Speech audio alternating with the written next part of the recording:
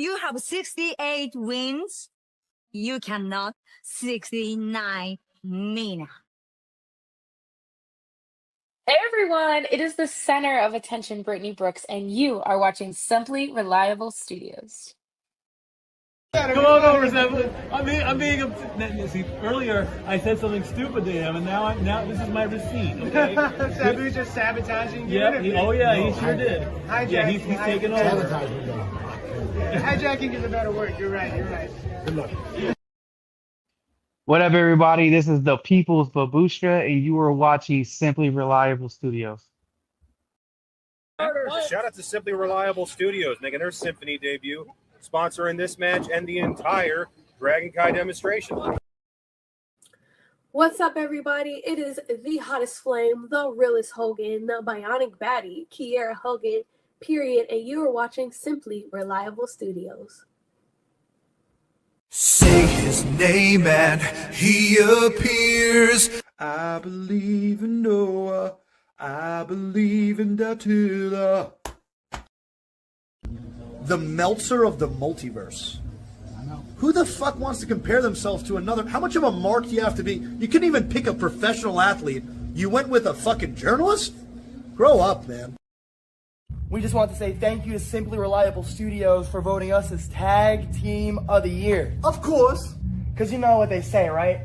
If you can't swim, you're bound to drown. Tonight, she is sponsored by Simply Reliable Studios from Orlando, Florida. She is everybody's favorite BFF, Izzy Marino.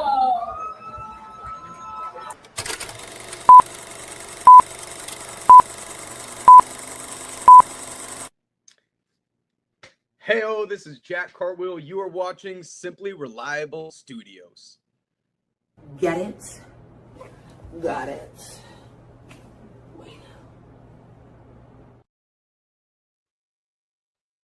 It is once again that time of the year where the Cathedral for football, even though they didn't take the freaking cup, they might very well take it home as we go all in. And welcome everybody officially to the latest edition of Simply Predicting as we bring you a discussion for All Elite Wrestling's biggest pay of the year from Wembley Stadium in London. This is All In. Welcome to the forum. Hello, everybody, and welcome back again once again to the Simple Studios and another edition of Simply Predicting. You know what this is for. I am the Simple Man, the Simple Brand, the voice, so that's for Grateful for Office Special Wrestling. Damn it. And my name is Noel Foster. So thank you all for tuning in by the live on demand. If you haven't already, please like, share, subscribe, comment, and tell a friend. And if you want to dictate the conversation, super chat or PayPal the passions, it's as simple as that. If he acts like an idiot, I'm immediately removing him from the stream. That being said, good to see everybody in the chat, of course. Safet, Sarah Cruz, as this is professional wrestling, damn it. Will we see a man culminate 10 years of a climb to the peak? Will he pull the trigger? Generational tag team rivalry comes ahead, and many of Britain's own look to bring it home. And will someone lose their smile at the other one's hand, or once again will we smile anyways? This is so much more to be addressed on this incredible edition I'm looking forward to discuss of AEW All In on Simply Predicting. Let's go ahead and introduce the panel and get their hype, because again, as you know, this forum is unapologetic. It's unscripted. It's authentic. You will get raw passion, raw emotion. You will get raw outtakes, and you might get some solid predictions.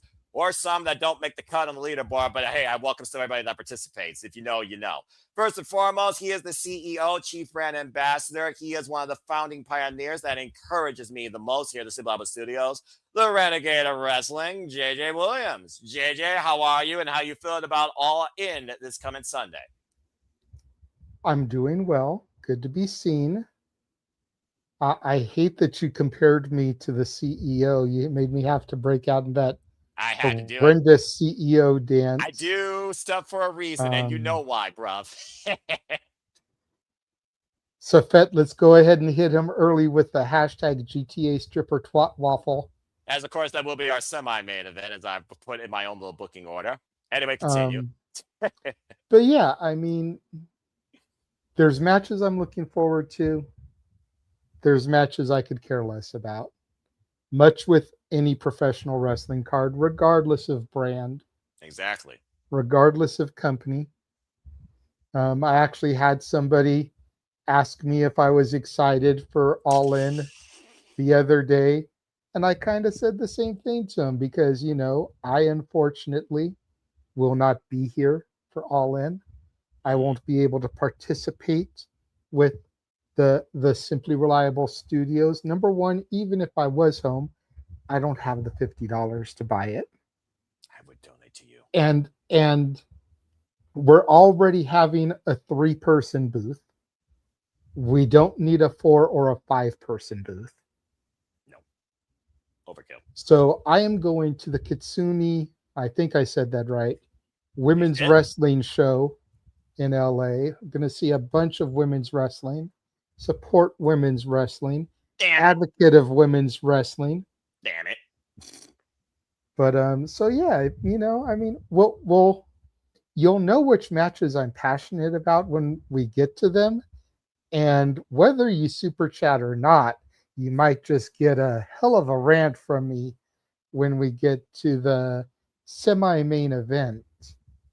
I'm looking forward to it, and I wouldn't want it any other way. So thank you for that, JJ. And alongside him, he might share half a brain with him. It is Mr. Reliable himself at Rage of Wrestling, Walter Cruz, the reliable resource, the Super Reliable Studios, who works 24/7, 365 all the time, past 9 to 5, probably working 2 jobs as we speak, in case you all don't know, as I see him right now, gazing off into something else.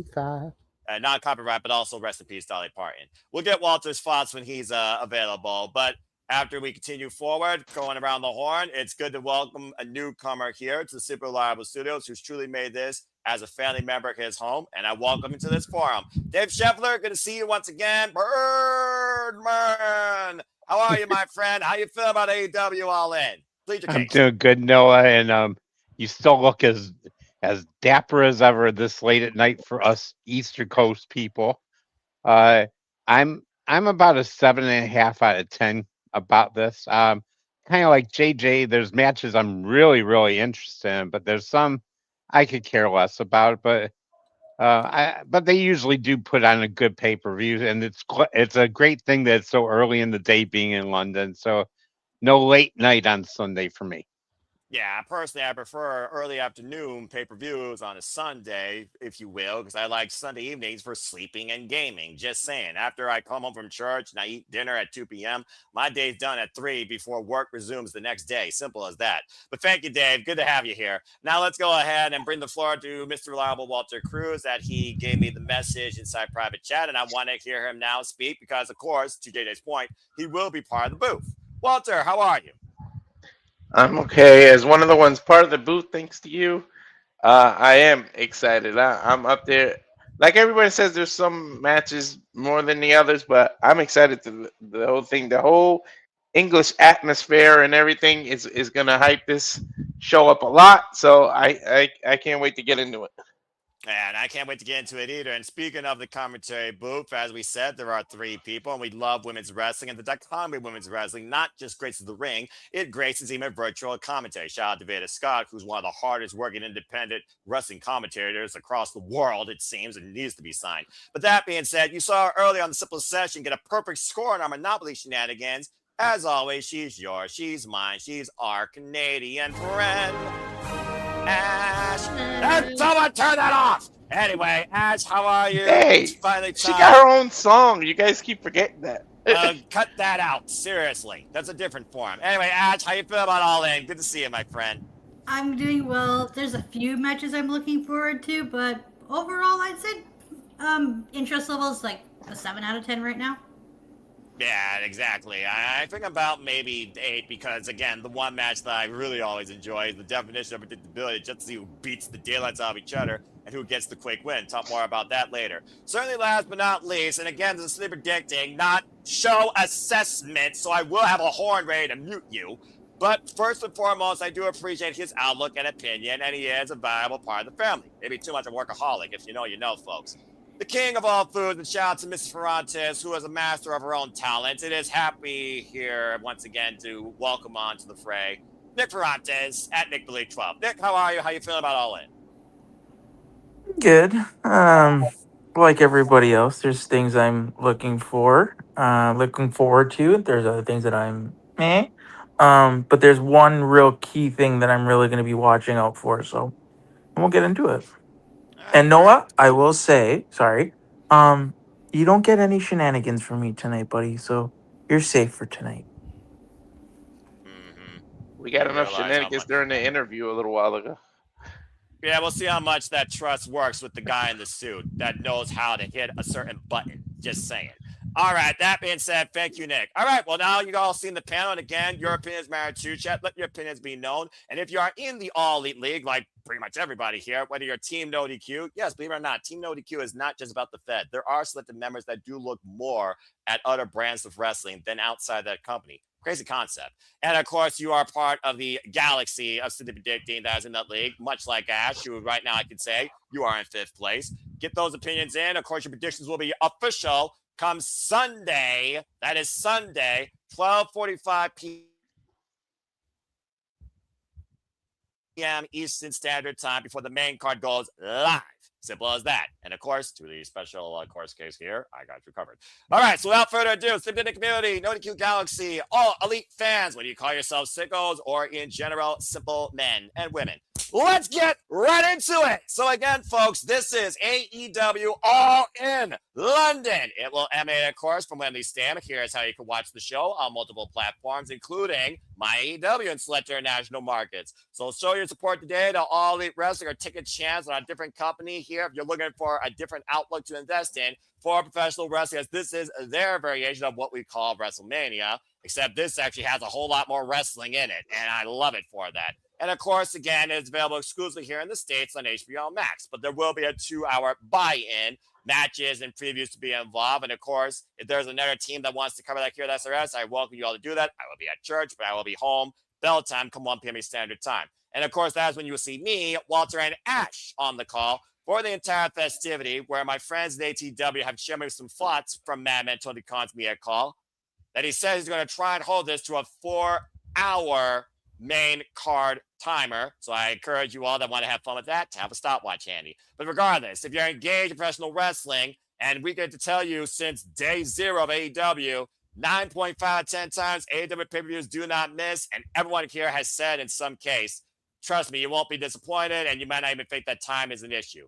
All right, so let's go ahead and get right into this right away. We have 8 wild matches on this main card to discuss tonight, as always, to be predicting with the quantity and quality of the card in the panel. People will say their piece for the bigger matches, and then we will go to agree or disagree for those that may open up, but it may be of a lesser discussion or a more unanimous predictions. I'm very curious to see if any matches tonight will absolutely be unanimous. So let's go ahead and kick things off with the AEW World Tag Team Championships, as Adam Copeland and Christian Cage face for the first time ever a tag team who's been super kicking since the backyards to the big screen, who have been a generational influence, good or bad, on tag team wrestling. The Young Bucks. And of course, the Young Bucks are former notorious 4-time AEW Tag Team Champions. Previous time we were here in Wembley Stadium, they got the best outfit for any Beatles fan. Ringo Starr was the drummer of the band.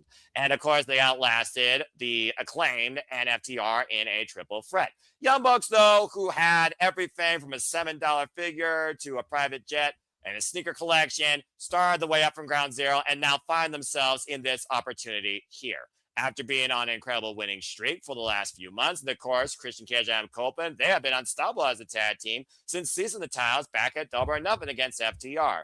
With already fallout that has really reached a personal boiling point since Grand Slam Mexico's miscommunication and the 6-team fallout where Christian Cage low-blowed one of the Bucks in the uprights, better than a rugby player, which led to a super kick and a spear, and Adam Copeland, the last man standing, who didn't want to necessarily, I think, pull that trigger, but it seems it's come to that. We are looking at a team that is legendary versus the other team that's been influential. And while one may be spearheading a company guiding tag team wrestling, the other one's been spearheading tag team wrestling history for the better part of over 2 decades, and have been tag champs now for the first time in over 2 decades. So, as we go all in, history to be made. Christian Cage, Adam Copeland, is this one last ride done, or do we see the Young Bucks humbled by the veterans? Let's go around the horn and see what y'all think about this opening contest. We will start first and foremost with Dave Scheffler here, since he's one of the newest members of City Predicting. Hi, Dave. So, Dave, what's your outlook on Adam Copeland and Christian Cage when it comes to their run as tag team champions? And who's your pick to leave at the gold? As always, folks, here at Predicting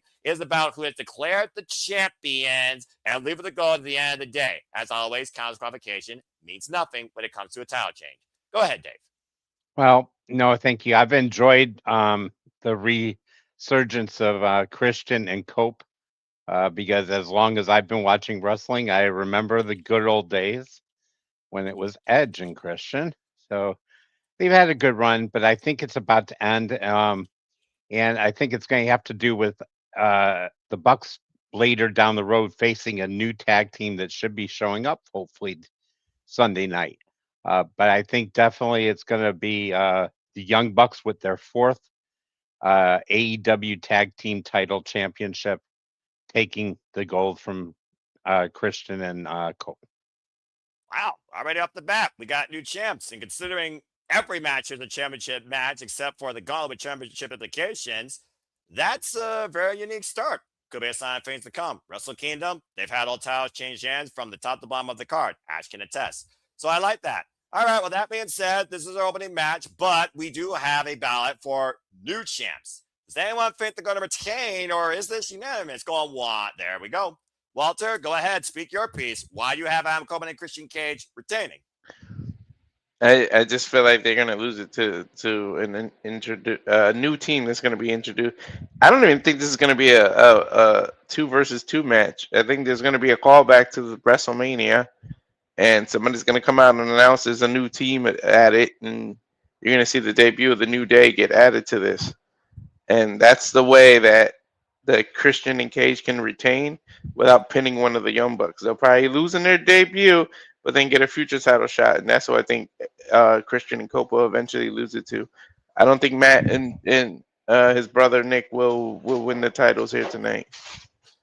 I could be wrong, and that could be wishful thinking because I just don't want to see them as champs again because you know how I feel about Young Bucks, even though they turned the leaf and everything. But yeah, I'm sure you're not the only one. I trust me. Again, like I said, I welcome raw, realistic, emotionally driven predictions because that's passion, damn it. And sometimes those predictions, like Chelsea Green, actually lead you into a point. Sorry, Aaron.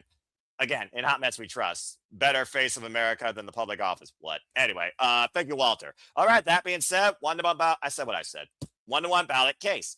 All right. Does anyone else have anything further to say regarding this? JJ, I'll go to you next from one brain to another. And for those that want to hear a personal outlook more than a business outlook, or maybe it's a combination of both, you came to the right place with this match. What you got to say, JJ?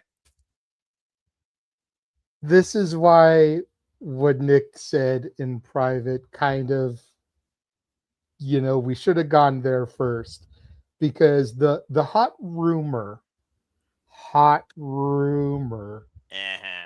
is that a mystery team is going to be debuting in this trios roulette, whatever the fuck they're calling it. You know, we got a roulette gauntlet, we got a casino gauntlet, we got a gauntlet for the gold, we've got casino battle royal, we've got I'm confused. It's all good. But there's supposed to be a mystery trio debuting in that, which is probably going to be the New Day with Swerve or whoever they're going to be partnered with, which means what Walter said about and what Dave said about the New Day debuting, getting added to this match, probably isn't going to happen. So, you know, much to my chagrin, I am going to go for the Massey brothers from Rancho Cucamonga, California. Wow. Because I feel like All Out will be the rematch. Wrestle Dream will be Christian versus Cope one last time in what is probably going to be Cope's last match. I'm kind of surprised you put the Young Bucks there, but okay. So Look, I would love to see anybody but Matthew and Nicholas Jackson dethrone Cage and Cope. Damn it. But if we're just being real, nobody is positioned to. The Machine Guns made their hot debut, and where have they been? We got to figure stuff out after All In for them. They've been in catering since Detroit. Very much. You know, we aren't building up young tag teams like Busta and the Brain, Jordan Oliver and Alec Price. We've got 532 tag teams on the AEW roster as opposed to the 3 on the WWE roster, and we can't do nothing with them. The only way I see Christian and Co. pertaining is if FTR come out and make the matches schmoz. And for all of those people out there that are naysayers that are talking about, oh, well, FTR said they're taking a hiatus, a break for wrestling right now, blah, blah, blah. They're wrestling the night before in London. There you go. Sometimes you take a break from AEW, you don't take a break from the business. But that being said, you got the Young Bucks. Sadly, I do, yes. Is there it written down? All right, Dave, I did see your hand, but let's go ahead and speak to the Canadians. Now, we'll start with the, well, you insert adjective here. You all know what I say sometimes. Hi, Ash. Let's go ahead and get your batting take for this opening match. What's your outlook? I mean, again, it is speculation, and I always say it when I hear the word rumor. Much like sometimes how story months maybe we want to barf, depending on what the story actually is. Rumor is literally not a reality until you see it, period. But I understand where people come from that feed into that notification and that fancy booking machine and feed into that maybe actually being actuality. Again, journalism is a degree that actually makes money for some reason, much like a lawyer. Then again, the two aren't the same for a reason either. And that being said, Ash, do you have Adam Coleman and Christian Cage retaining, or do you think the Young Bucks get them? I mean, again, I look at All In, I look at the grandest stage. You gotta consider everything's going to be a soft reset afterwards, even when we go all out. So what do you think? It's one of those situations where it's just like, what are we doing? Because on the one hand, what are we doing? If Cope and Christian retain, what other team do they have feud with? And you can make that same argument with the Young Bucks. They're 1A, 1B. Exactly, because neither team need the title.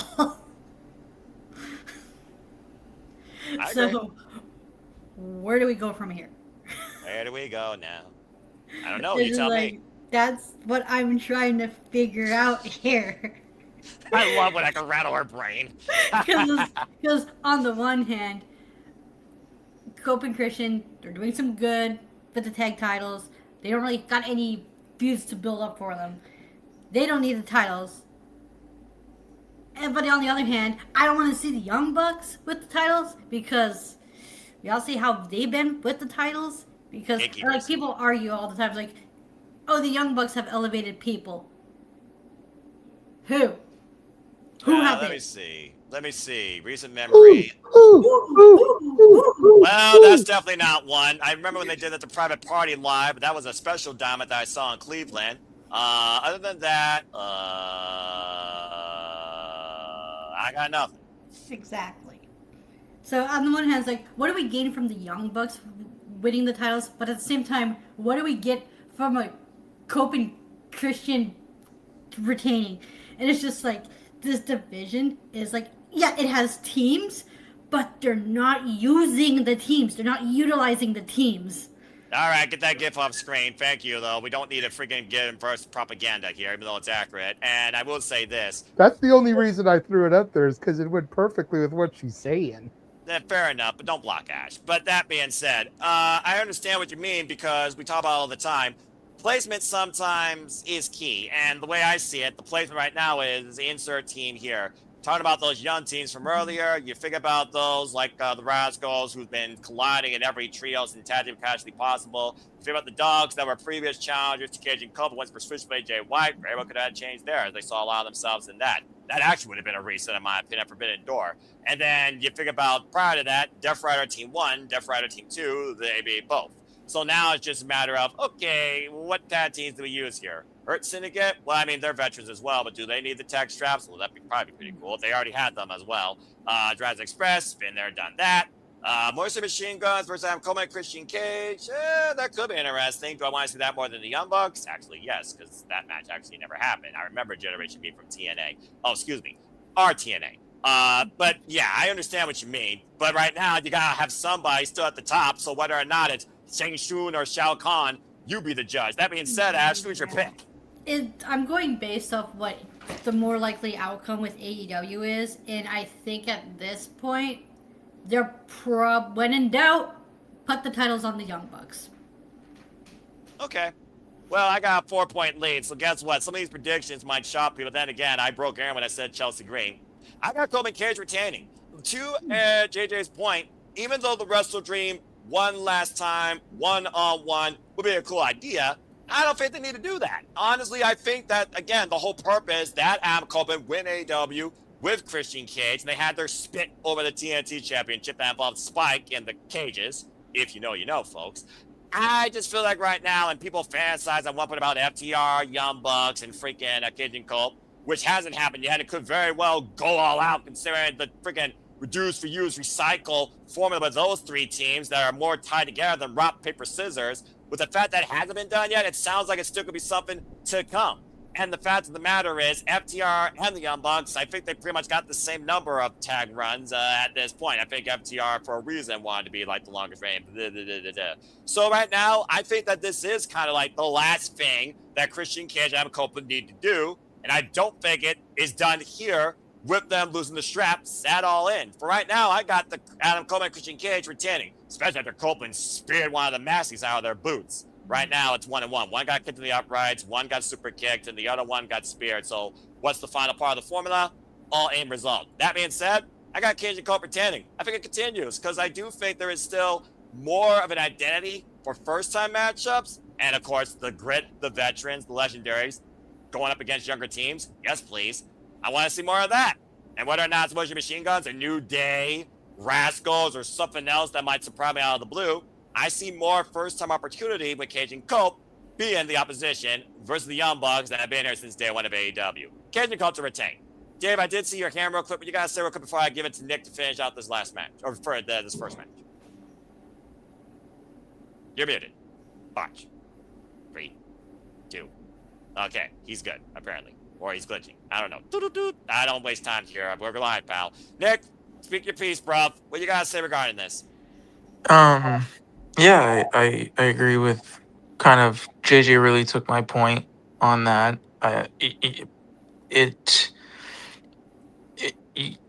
To the New Day point, they're not showing up at this match. I'm gonna say it's about 95% sure that they're debuting in the Trios Gauntlet. I personally hope they don't, and that everyone can just shut up about thinking that it's a new day, it's a new day, it's a new day. Then again, I guess that means people continue talking about it. So and I get what you're saying, but I think if you listen to the media call today, Tony indirectly said it without saying it. Because that, and I mean, I hope if we get to it, we get to it. Yeah. So I have Cope and Christian retaining. And just like JJ, I see an FTR return. I think the promo that they cut on Dynamite, I think it was either this week or last week, where they literally said living legends. Yeah. And there's only one team, one group that have called themselves living legends recently. And that is FTR. So exactly. I can see FTR being upset that they're getting a shot, that they're taking their Wembley moment and costing the Bucks the title and what have you. So yeah, I have Cope and Christian retaining. Well, considering JJ dropped the friggin' surprise to people that don't know that they're actually wrestling in London, it shouldn't be a hot skip and a jump too far away from catching a double-decker bus or one of those tiny little taxis to get to Wembley Stadium. And to that point, FTR is on the Rev Pro show the night previous. Yeah, so that's the show that JJ is talking about. Exactly. The guy that keeps up with all the feeds because he has to. Sometimes I just couldn't remember the name of the company, Ash. So thank you for throwing that out there. Yeah. But I knew they were wrestling in England the night before. So I figured it had to be Rev Pro because Rev Pro and Pro Wrestling Eve are the predominant companies that take place in the freaking UK, and they both have shows practically on that weekend. And I'm pretty sure FTR is facing Cowboy Way. I'm pretty sure they're facing Manders. Yes, and And Shire. That's yeah. gonna be a banner. So Damn right. Again, if you all watch Red Pro, they also have their own subscriber service that will cost you your freaking kidney.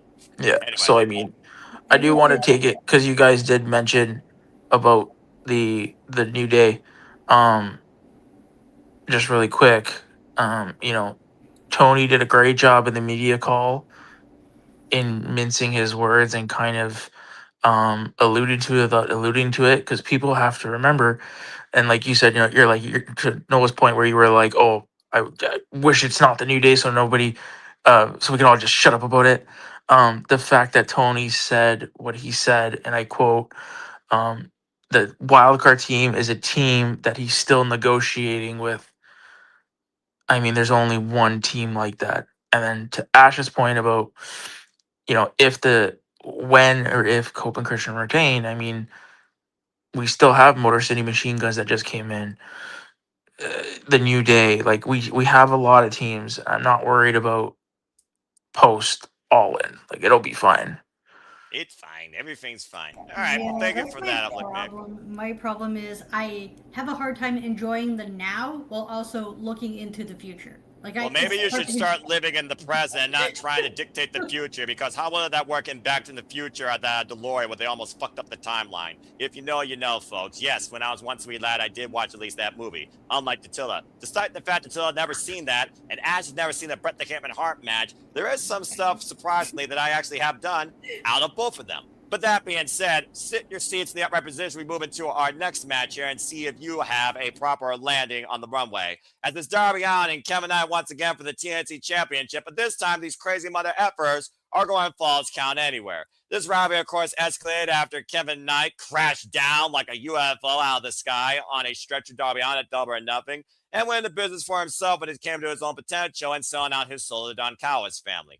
Now the longest reigning successful defense number TNT champion in a single run, outlasting the likes of Kyle Fletcher and Darby Allin, and literally trying to hospitalize the man with a pyrotechnic explosion and a coast-to-coast with a steel chair. We know this guy who's been hit by a bus, survived a suicidal drive with his father, was 6 years old, and climbed Mount Everest and tail to tail. He's going to come by any means necessary when it comes to seizing this title that he holds more near and dear than the World Championship in the name of the late, great Brody Lee. But with also that in mind, he's testing Kevin Knight to see how far are you willing to go. If Falls Count Anywhere, they can go out to the damn arc above that damn stadium. If you know, you know, folks. So bottom line is this. Do we crown a brand new TNT champion, or does the Jet be the one you look up to? And does Darby Allin look up to him while flat on his back? Hopefully not in a coffin and being lit on fire. I don't think his record, by the way, at freaking All in London is not that great. Considering it's the third time, I'm pretty sure he is 1-1. The last time we were here, it was for the TNT title, and he lost and nearly got set on fire. Just saying. Either way, does the Jet rise to the occasion, or does Darby Allin humble this brash, arrogant young man that might have too big of an ego for his own freaking visor? Let's go around the horn and see what y'all think about this. TNT title time. Let's go to Ash first for this. Ash, what do you think? Kevin Knight, a guy that's literally honed his own opportunity. We talked about the next generation, owning what they can do or being given a chance to show what they can do. He's been one of those definitely for AEW, like Kyle Fletcher, in the last calendar year, particularly in the last few months since joining the Don Callis family. But Darby Allin, he's always been that unique standard that you kind of have to try and overcome or survive. And these two go way back if you look at their history. So what do you think? I think Kevin Knight retains the title because I don't think Darby Allin really needs the TNT title at this point. Plus, there's me thinking too far ahead. Kevin Knight has unfinished business with another person, and I can see that being the all-out match. All right, fair enough. So you got Kevin Knight retaining. Yes. All right. That would be his 10th defense, by the way, for those that have been keeping track, since, of course, he won this title in a casino gauntlet at Dynasty due to Kyle Fletcher's injury. Thank you for that. All right. Does anyone believe that Darby Allin will become the new TNT champion? Going one. Go. Wow. Hi, JJ. Go ahead. Floor is yours. Why you got Darby Allin becoming what I believe would be a 2-time TNT champion? Because the world title experiment failed miserably and Tony Khan is loyal to him.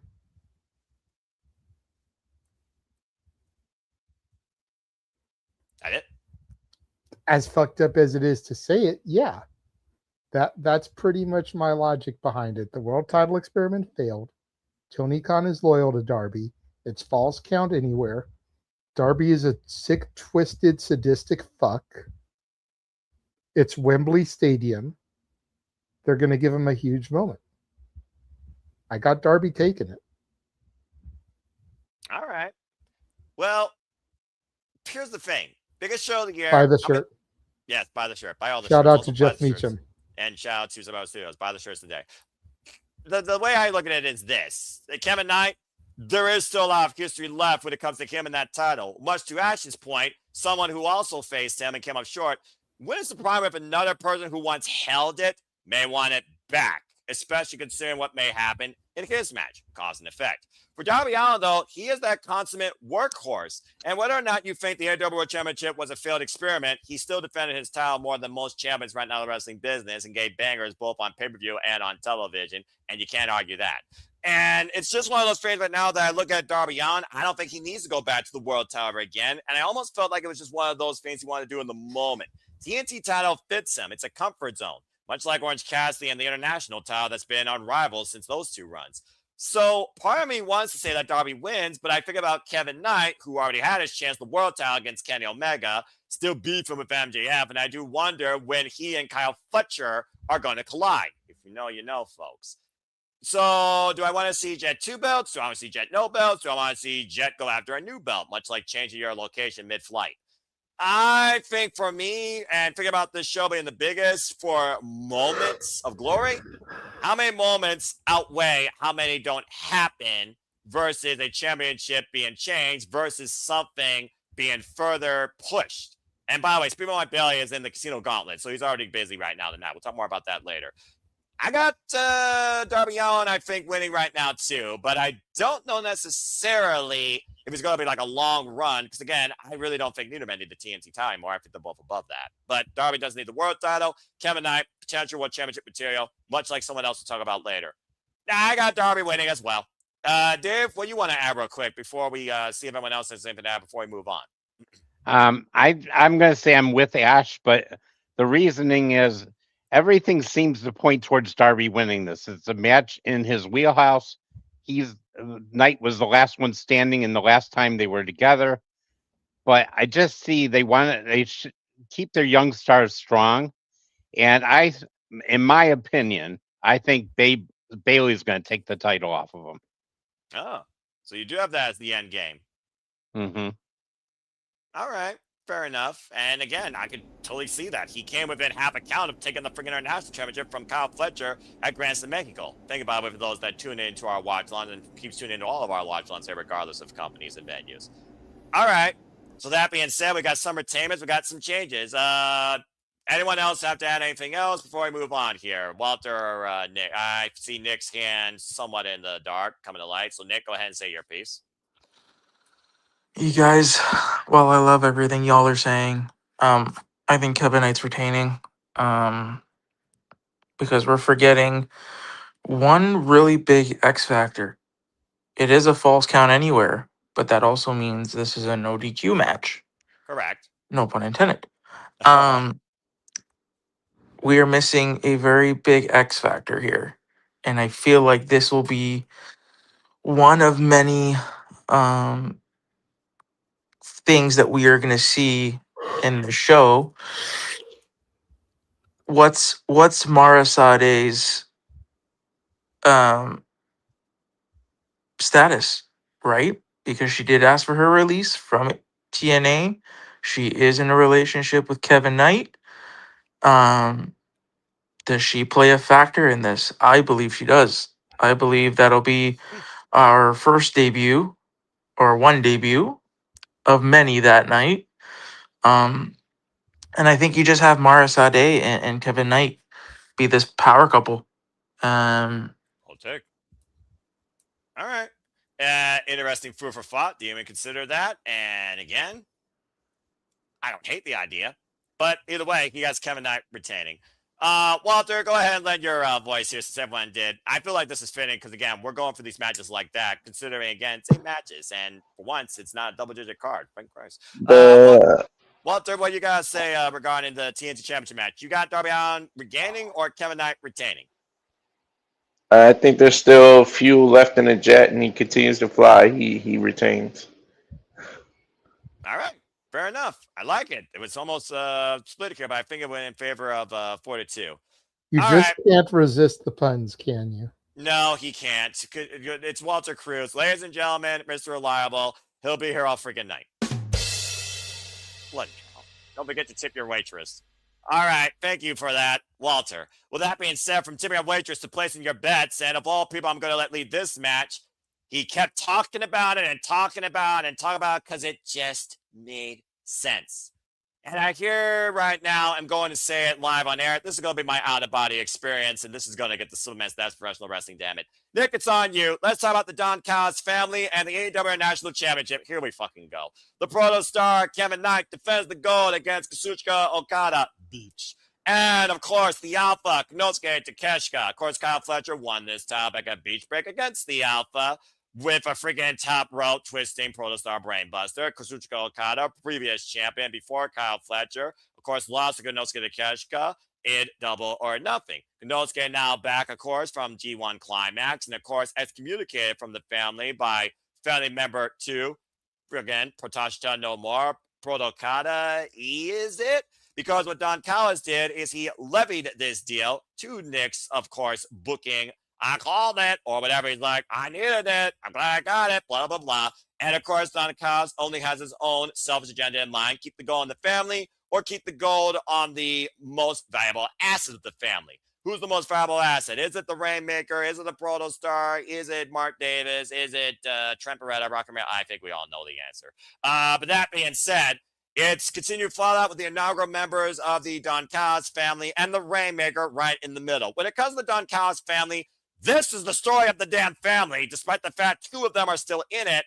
But I think 1 is also getting very effing sick of it. Y'all know how Triple Threat goes and how I look at them. Buffer, fall person, you know the champion does not be involved in the decision for the decision to be rendered. You can look at each man's history, how they have pinned and beaten one another. Except Kyle Fletcher has had the better of Okada on every singles occasion. Not singles, though, it's Triple Threat. Previous Triple Threat has history, though, has favored the Rainmaker, much like all out last year that, Nick, you saw live. So that being said, Nick, do you have a brand new AEW International Champion? Does it stay in the family is the bigger question, or do you see continued fallout where we think someone else soon enough is going to be leaving? We do get a new champion, but it will not be in the family. Takeshita wins. Takeshita regains his title. The only reason why, let's be real, the only reason why he gave up his title was because he was in the G1. They couldn't have the title on him because he was in Japan. So, I mean, he's back now. G1 is over. So Takeshita wins. And this match directly affects or directly correlates with the main event. Because I think Kyle Fletcher moves on to bigger and better things that he is destined for. So I got Takeshita winning and becoming the new champion again. Well, considering you saw the Protostar 1 year ago around this time, challenging for the World Championship, I mean, you're not too far off. All right, that being said, he's got a new champion, and he picked the Alpha, Konosuke Takeshita. And I saw Dave, your cat was nodding, Ash is thinking. So, Dave, let's go to you next. You apparently share the same outlook as Nick, but go ahead and say your piece. I think Nick has hit it on the head about being in the G1, but it's surprising how in one federation, if you're gone for a month, they don't take a title off you, and they did here. But I think the downfall is going to be. It's going to be Okada and Fletcher going to cost themselves, and it'll be Takeshita picking up the pieces, which will cause more friction between Fletcher and Okada. They keep teasing, just like when they were teasing Takeshita leaving. Beat. All right. And I'll just go ahead and start with the L-shaped perpendicular side here to finish it out and say, I absolutely agree. I think this has to be a boiling point for Kyle Fletcher, who's being undermined by Don Callis, even though, again, he owes a lot to Don Callis in the opportunities he's gotten and where he is. And to JJ's merit, he's actually correct. But it's also one of those things right now that Takeshita, it was a short month consecutive long tournament. Now he's back here, still triple contact, of course, the DDT in New Japan, still NWA World Television Champion, but he could balance all three companies. And while he had the title, he was constantly defending it on Collision and Dynamite. With the outlook of Okada or Kyle Fletcher going on to other things, and I do echo some of what Nick says, but also considering the main event and the history with the Rainmaker for both men, don't rule that out either. And he never got his shot for the AEW World Championship against Darby Allin. So just saying, do the family business. I do think there's other things in store for both Kyle Fletcher and Okada, which leads me to why Kenosuke Takeshita, because of the champ. I got the Alpha getting it back as well.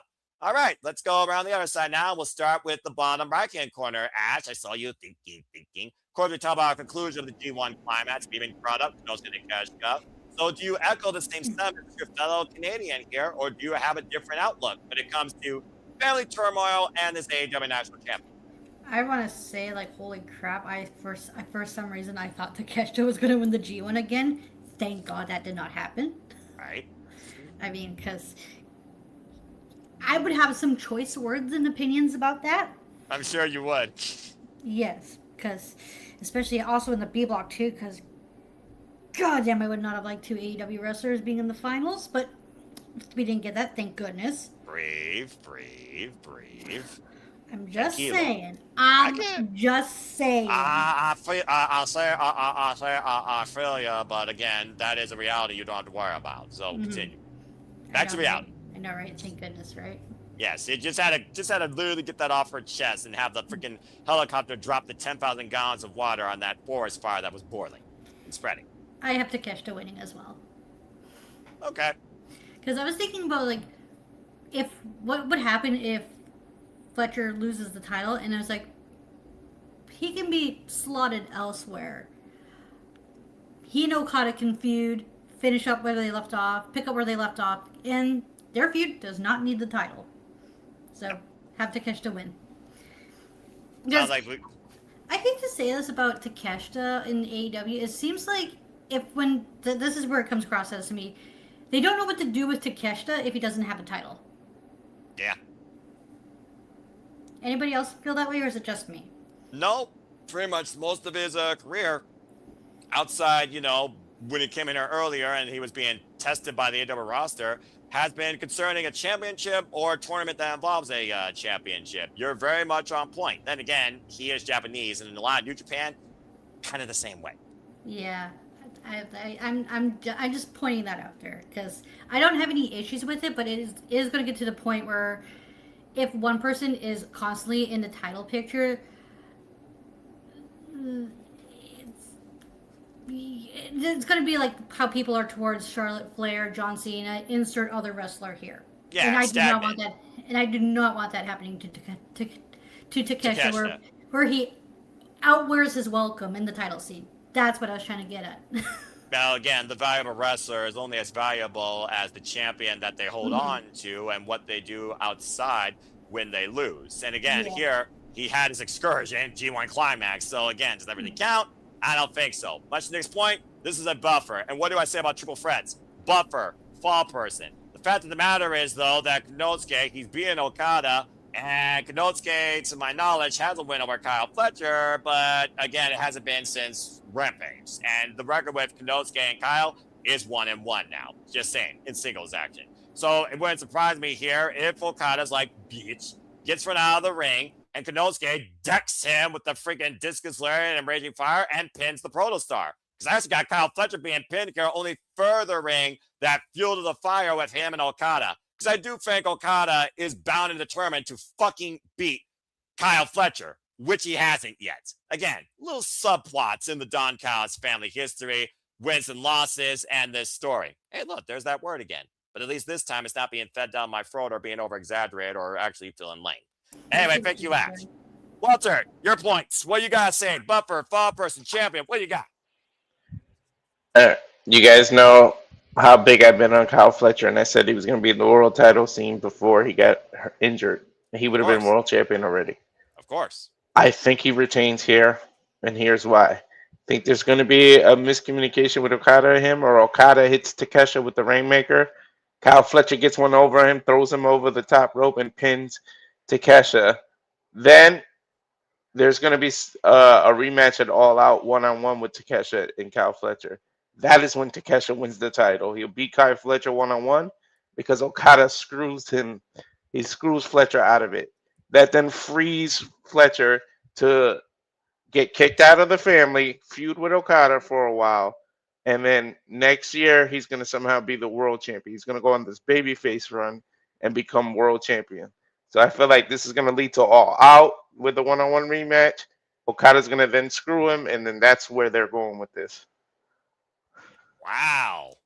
I actually really like that subplot, honestly. All right, but you actually have Kyle Fletcher retaining. Mm-hmm. Well, triple threats, all you got to do is be a thief in the night, find your moment, pin somebody for 3 seconds. It's his tail. It's as old as this freaking stipulation itself. All right, thank you for that. Well, that being said, we'll wrap it up with JJ here and see if he shares the same type of brain with a unique storytelling there. Much like Walter, or does he have a different identity in mind for the Don Callis family's top 2 players left? The top 3 of the original family, being perfectly honest. Hi, JJ. So, JJ, what do you think here? You got some unique perspectives where we basically have had Konosuke regain, Kyle retain. Nobody picked Okada to win, though. It almost feels like Okada might be the fall person here. What's your pick? See, I was already accused earlier today of being selfish. What do you mean?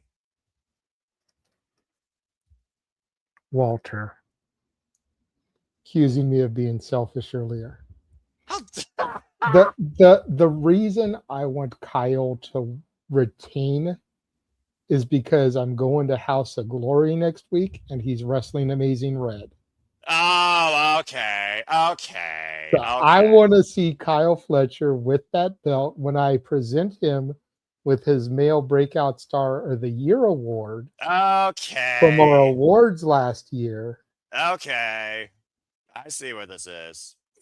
But if I have to go with my brain, which I'm accused of not using all that much, I got to go to Takeshita here.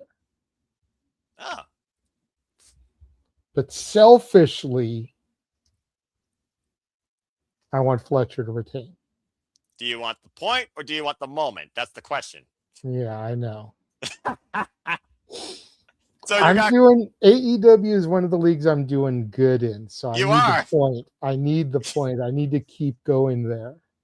AEW and TNA, I'm doing better than WWE and my NXT, which, by the way, we need to figure out a way to do a Heatwave predictions. I'm just gonna do it tomorrow. I'm just gonna do it tomorrow night. There, it's official. Don't worry about it, bro. For sure. Okay. Yep. But same yeah, time. so you got Konosuke then. Yeah. You know I do. You know I do. Unfortunately, I gotta go with Takeshita, and I hate that I'm saying unfortunately because I do love all 3 of these men. Again, this is going to be a match of the night, and it looks like someone else decided to be all in with us. So while we're not in the Casino Gauntlet, where it's the most random thing since Royal Rumble, it's like, oh, you kind of know what's going to happen. Let's go ahead and bring him out of the manacle. Let's bring Charles Schultz in and get his thoughts. Thank you for that, JJ, as he's got the alpha. First and foremost, Charles, welcome to Simply Predicting. Truly, we're going all in. Been a while since I've had a sensational 7. Charles, your thoughts on the Triple Threat AEW International Championship? Kyle Fletcher, Kazuchika Okada, Konosuke Takeshita. Go ahead. First of all, it's good to be here. And second, sorry, I had to. Sorry, JJ. Renegade approved, maybe. Talk to you later. Okay, there you go. Thumbs up. They give the people what they want. Anyway, continue, Charles. Exactly. And I'm going with a new champion. It's going to be Konosuke. Okay, I was about to say, if he said Okada, he would have really been the odd one out. I'm not that crazy. Yet. Okay. I'm the odd one out on this one. I like it.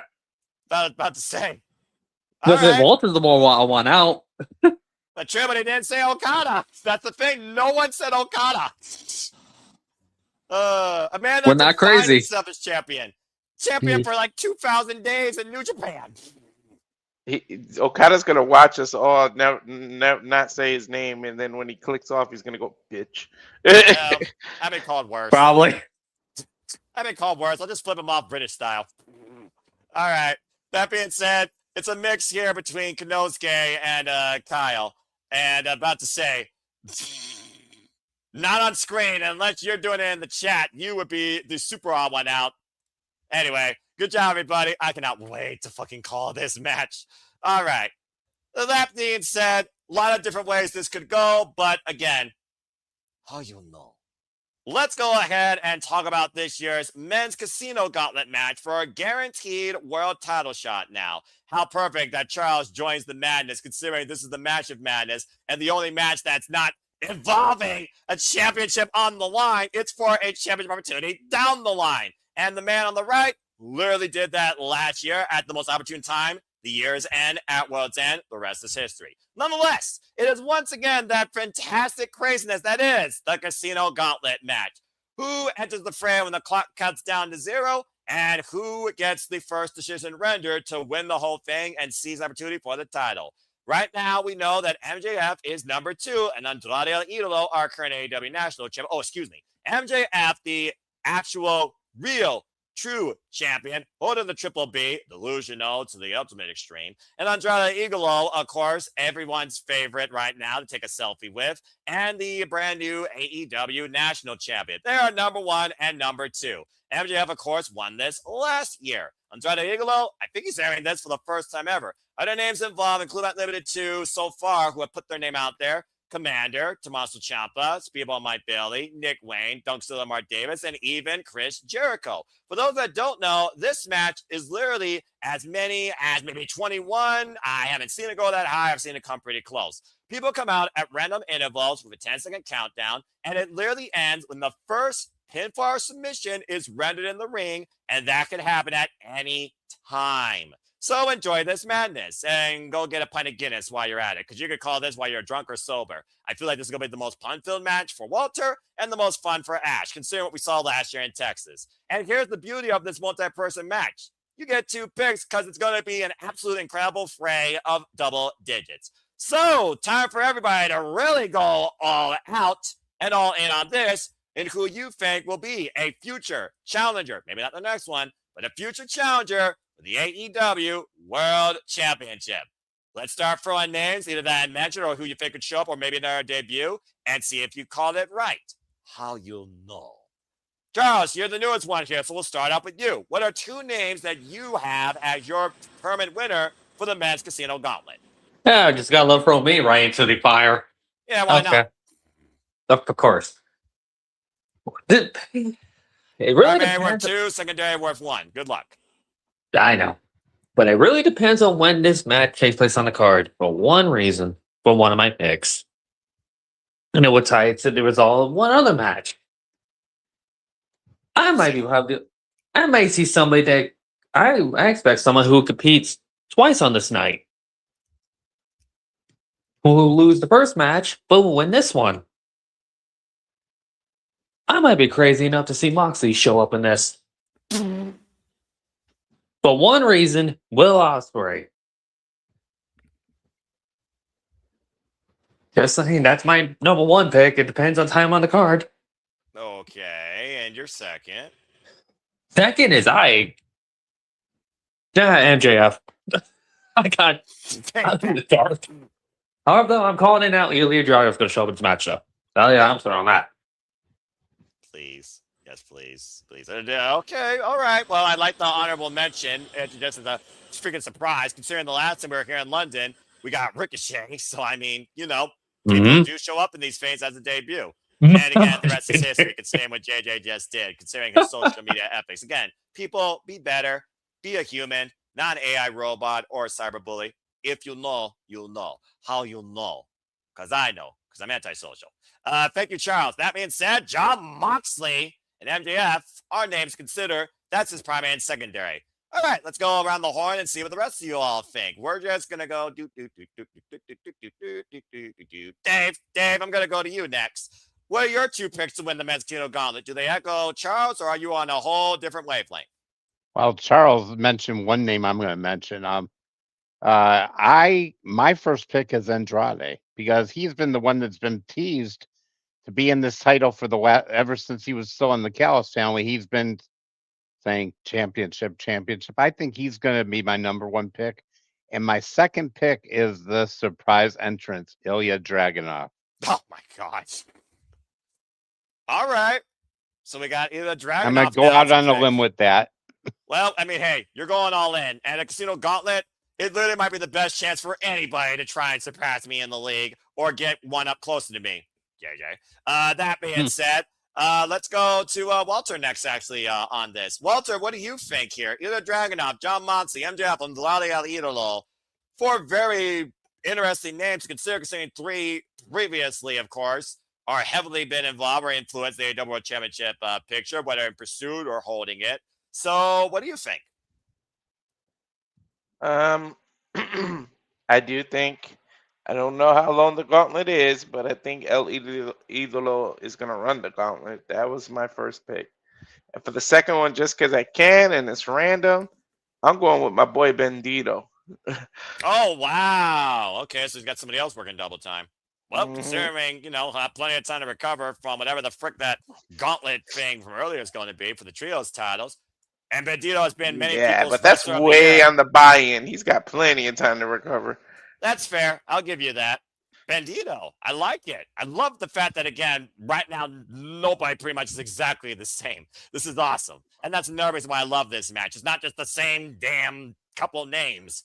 All right. Thank you, Walter. Ash, let's go to you next. What do you think about this? Bandito, that's a fair shout. Also, previous challenge in the AEW World Championship against MJF. Previously was involved in the Owen. And again, he very well could be a guy that might be eyeing to be 2 belts, as of course he is still our world champion. So for my primary pick, I have MJF. And for the secondary pick, I too have someone pull double duty. I think Kyle Fletcher's going to be in this match. All right. Much like Christian Cage did, freaking, and we all saw what that led to. Son of a bitch. Still pissed me off he did that. But Kyle, I mean, again, give him the damn shot. All right. Thank you very much. Let's go to JJ next here. JJ, a lot of food for thought. Future AEW World Championship potential, an opportunity here. Names we know, how you'll know, versus names we don't know. What do you guys say? What are your 2 picks? So my number 2 pick is an interesting one because on the surface, it seems like I'm throwing it away. But I could see, due to the fact that it was just a handshake agreement, Heyman Adam Page.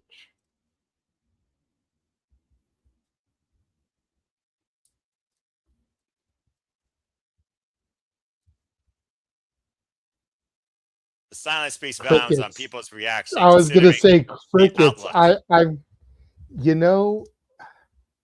I haven't been the biggest supporter of Heyman. I think we all know that. But hear me out here, because again, it was a handshake agreement. Nothing was contractual, and the deal was that if he lost, he couldn't challenge for the title. It never said he couldn't be in a match where a title opportunity was on the line. Fair. It would be like having the stipulation, but you still get thrown in Money in the Bank. You still get thrown in the Royal Rumble. You still get thrown in the Chamber just because we need a main event body. And then what happens if that person actually wins? I think it could be something interesting to explore. Huh. Smart Mark Stern would have a hell of a legal case against that. I'm just saying. I've been one of the biggest people to talk about their storytelling, giving them credit for this year and how it's gotten better, but criticizing their storytelling in the past. This would be a great opportunity to tell a good story. What happens if a person who's not supposed to challenge for a title, wins a title opportunity because they were thrown into a match where the winner gets a title shot. And they won. Especially the expense of MJF, much like he did back at Mhm. the original Casino Gauntlet match. And Battle let Royale him pin 2019. MJF, the man who took it from him at Revolution this year. Callbacks. Buckshot Lariat, 1, 2, 3. Bang. Wow, JJ. And again, the reason it's cricket is because for those that don't know, if you're tuning in for the first time, you want to get one of the most adamant opinions of the Hangman, go check out the Rank Wrestling JJ Williams in the archives. It's all elites to the predicting. Anyway, continue, JJ. So- that's but a that's- wild secondary. That's why I'm only putting it as my second, because it's only 1 point. Yes. My first pick is Kyle Fletcher. Because I agree with the fact that he's going to lose the one title and then win the opportunity for the world title so he can go against Ospreay. And control when he can do it instead of just going all out like he did last year. And much to JJ's point, that's why as soon as someone said Kyle, I was like, damn it, so they are thinking like me. Yep, Kyle's my primary. I think you get a first-time win in the Casino Gauntlet, and I think you do pull the trigger closer to a brand new AEW World Champion of a younger factor. Kyle Fletcher's been the guy that we have seen the evolution of for the last calendar year, if not since joining the Don Callis family. Ever since he spiked Will Ospreay in 2024 at Wrestle Dream and costing the AEW National Title in that triple threat, going full in on the Don Callis family, it's been a bit upscale for the Proto Star to the point now everyone says his full name, and he's been a notorious TNT champion, incredible opportunities on pay-per-view, and now he's the AEW National Champion, and now he's here where he chopped his teeth close to Rev Pro on AEW's biggest show of the year. So Kyle's definitely my first, but the secondary, again, do I be fun with it? Do I be serious with it? What do I do? How you'll know? And I saw your hand, by the way, because it sounded like you wanted to say some of my interjections. I'm going to pause myself real quick and let JJ speak. Go ahead. And I'd let Kyle do it at Dynasty. It is his dynasty to usurp Ospreay and become champion. Well, bold booking. Considering Dynasty and namesake aside, that show's not considered one of the biggest. And I figure Kyle would love to do on the bigger stages, but I like that a lot, actually. All right.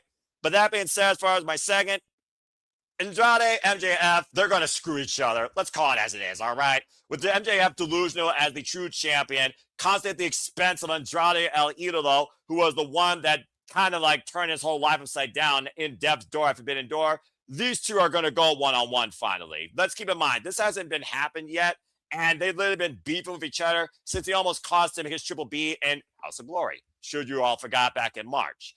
It's just another one of those things, though. Do you need to see a former AEW World Champion whip this opportunity again through this namesake? Like Swerve, like Heyman, like Jon Moxley? Honestly, no, I don't think so. Part of me actually wants to go a little bit different, considering a man I want to see challenge for the AEW World Championship. I don't think he's going to win, but I think it's going to be a hell of a match. I can't say enough good things about Claudio Castagnoli. Every time I want to see this man reach that next stage, he just can't get there. If he can't beat Jon Moxley in the Continental Cup and he can't beat him for the world title, theoretically, maybe he's got a chance not being involved in a tournament or number one contendership and just throwing people over the top and turning this into his own stage. We don't know what Death Rise, and we don't know what degree that Trios Gauntlet Roulette, whatever they're namesaking it, on the buy-in's going to be, and we don't know when this match is going to be. But one of the most complete wrestlers that I have yet to see win a world title outside Ring of Honor that should be given a chance to it, I think is Claudio Castagnoli. Let's keep him out of a tournament situation for once, considering chances are Continental Classic, end of the year, probably going to be in there, probably going to lose. Ash, he's the Ishii of tournaments right now in AEW. I hate saying that, but basically that's what he is. So I'm going to go on a little bit farther of a tangent here and say that Claudio Castagnoli is going to be my secondary. Death Riders against the world, but I do think there's always that give-one upsmanship with Claudio and Moxley particularly. We saw how close Claudio was to being Jon Moxley Continental Cup. Still failed. He could pass there. Rear naked bulldog choke. So my picks are Kyle Fletcher, and Clara Castagnoli, just to be different and explore something different. But also, I think it's deserving. All right. Well, that being said, I go to the person that loves this match the most last. Hi, Nick. Let's go ahead and get your 2 picks on your favorite match. Casino Gauntlet, who you got? Go ahead. The primary will be Kyle Fletcher, and secondary will be it's a toss up between MJF or Swerve, but I'm gonna say MJF. Considering Swerve just lost to Ospreay at the Finals Forbidden Door, do you really run that this close or have this man back in the fray with full control? Well, you have to remember, and this is what is key, is there is no expiry date that I am aware of for that contract. That is correct, as far as we know. So realistically, and that's what I mean, it makes sense for Kyle to win it because Kyle can hold it as long as you want. But at the same time, you also can give it to MJF and use it more so as a and I know that we don't really do that here. But if the ratings aren't what they are with Ospreay at the helm as the champion, you could do, and you have to put the title back on MJF to boost some ratings. You do it. So I have MJF as my secondary. But to the point of Dragunov, yeah, I do see Dragunov in this match. I do see one more debut in Mr. Farley. And I do see a return in Buddy Matthews. I think we're gonna get. Ooh, I like that one right there. Buddy Matthews and guess- Kyle Fletcher, 2 Australians. Just duke it out. Yeah, but I do think we're gonna get Shamo making a debut. Sheamus? Well, he's a free agent. You don't necessarily need to sign him to. Remember, this is a match that anybody can show up. That's So true. he doesn't technically need to be signed. So I mean, you can have him in the Gauntlet. You can have Dragunov there, a returning Buddy Matthews. And I'm gonna give you one out of left field. Who knows if we see Keith Lee? Because it was reported that Keith Lee was cleared to medically return, and he did have stuff planned out, but they did nix it. So do we see Keith Lee make a return? So this Okay. match, yeah. All right. Well, I love the fact that you really explored a lot of fun options in this, in a match that, from a more so quantity of booking standpoint, you might grind your gears towards. But when it comes to the quality aspect of it, you clearly have a lot that you expect from it, and you are invested in it. So I appreciate that. And those names, Buddy Matthews is one that also, again, I can't wait for him to return from injury. That's a good layup too. So, Nick, well done. All right. Well, that being said, that's everyone's outlook. But Charles, I did see your hair, but quick, what you guys say before we move on? Sheamus has 90 days. He can't be signing with October, after October 1st. He wasn't released. His contract expired. No, he still has 90 days. I mean, nobody might forget it, though. I mean, just look how well that worked out for Tommy Yen. I'm just The only saying. reason, the only way you can have 90 days is if your contract is, if you're released from your contract, not if your contract expires. No, Sheamus was released. This is accurate. If the contract expires, even if you're released, if the contract the date of the contract expires during that 90 days, then you become a free agent. There you go. Take note, folks. Timestamp it if you want to know how contracts work, unless they decide to flip it on its head and freaking turn the system upside down. All right. Well, that being said, thank you, everybody. So there's your names, folks. If you got other names and aspects, let us know in the chat. And again, remember, your predictions also matter too. Fill out the form. And of course, the form will be final 12:45 p.m. Eastern Standard Time on Sunday afternoon. All right. Well, that being said, let's go ahead and see if you bow down or if you want to pint and want to brawl with the birds who don't give a fuck. I love this match, and I love these teams. Let's talk about the AEW Women's Tag Team Championships. Divine Dominion. Megan Bain, the Megasis that ascends down from Athens. And the deity queen from Hades. Of course, the ever statuesque Lena Cross. The absolutely unstoppable, virtually undefeated Divine Dominion taking on the Brawling Buds.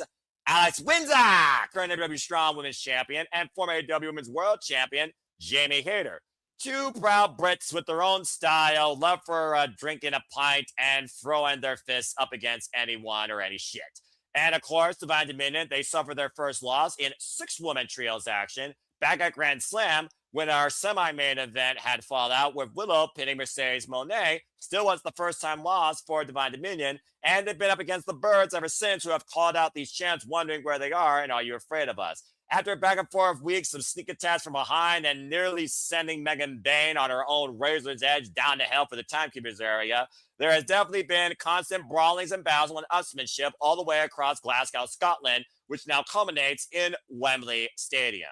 So straight up, do we see the Bloods receive the gold, or does Divine Dominion force another team? And honestly, I think the last team they have yet to beat, let alone face for the first time ever, bow down. Is it a reset, or is it more of the same? Does Divine Dominion retain domination, or do we party with the Birds like it's 1969 without the Beatles on the jukebox, but all the Guinness that they can handle?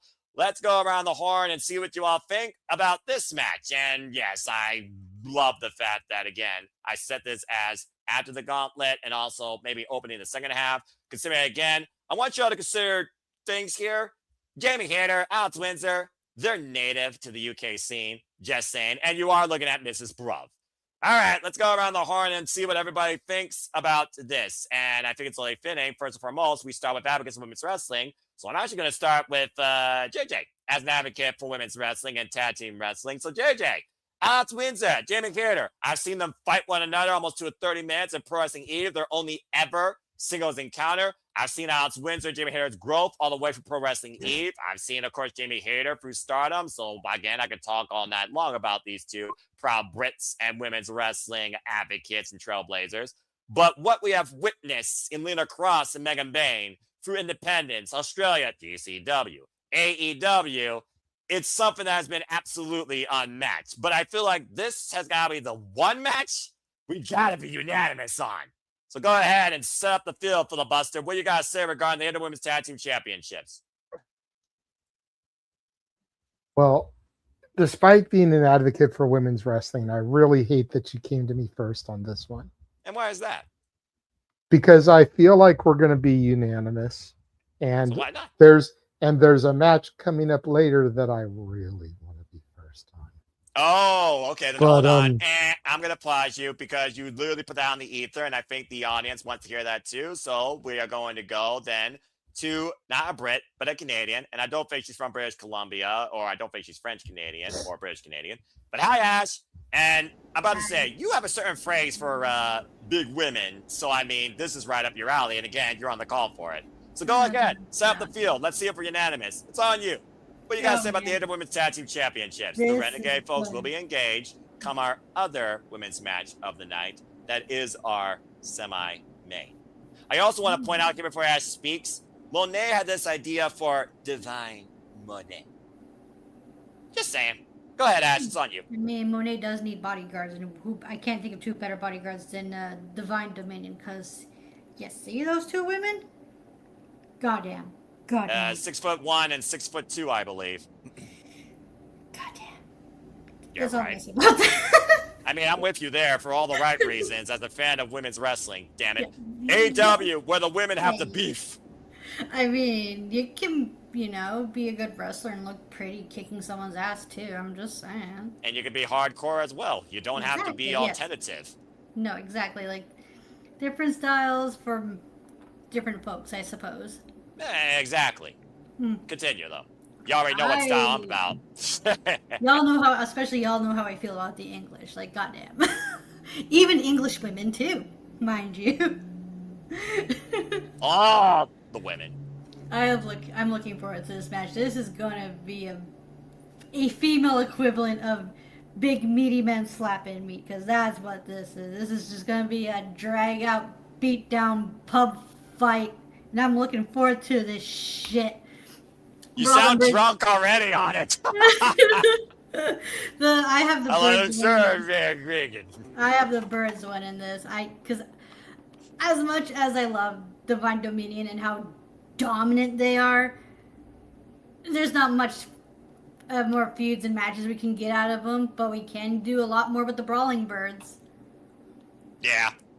The Birds for the win! All right, Bird thank is you, the Ash. word. Bird is the word. You know what? This is the one time I will allow that, but I'm pretty sure that is not a soundtrack from England. So again, null and void. Thank you, Ash. That being said, everybody rise up. And do you agree with Ash, or does someone dare to say a different opinion before I move on, or do we all want to drink to the Birds taking the win? Go on, what? Wow.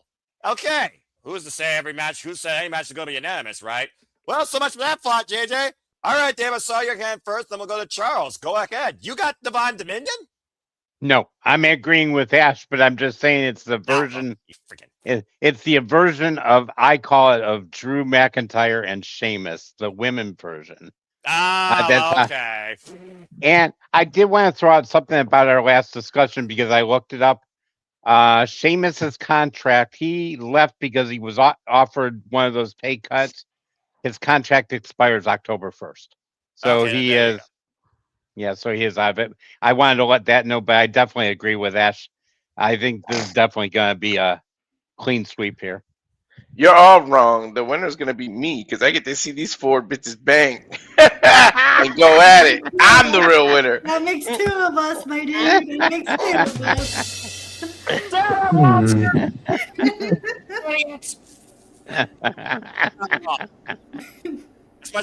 As much as I hate to agree with the bad outtakes of this panel, this match is everything they're saying. And we're in the UK. That's a normal thing. What the hell? Damn it. All right, thank you. JJ, I see your hand. Then I saw Charles earlier. No offense. What do you got to say, JJ? Bloody hell.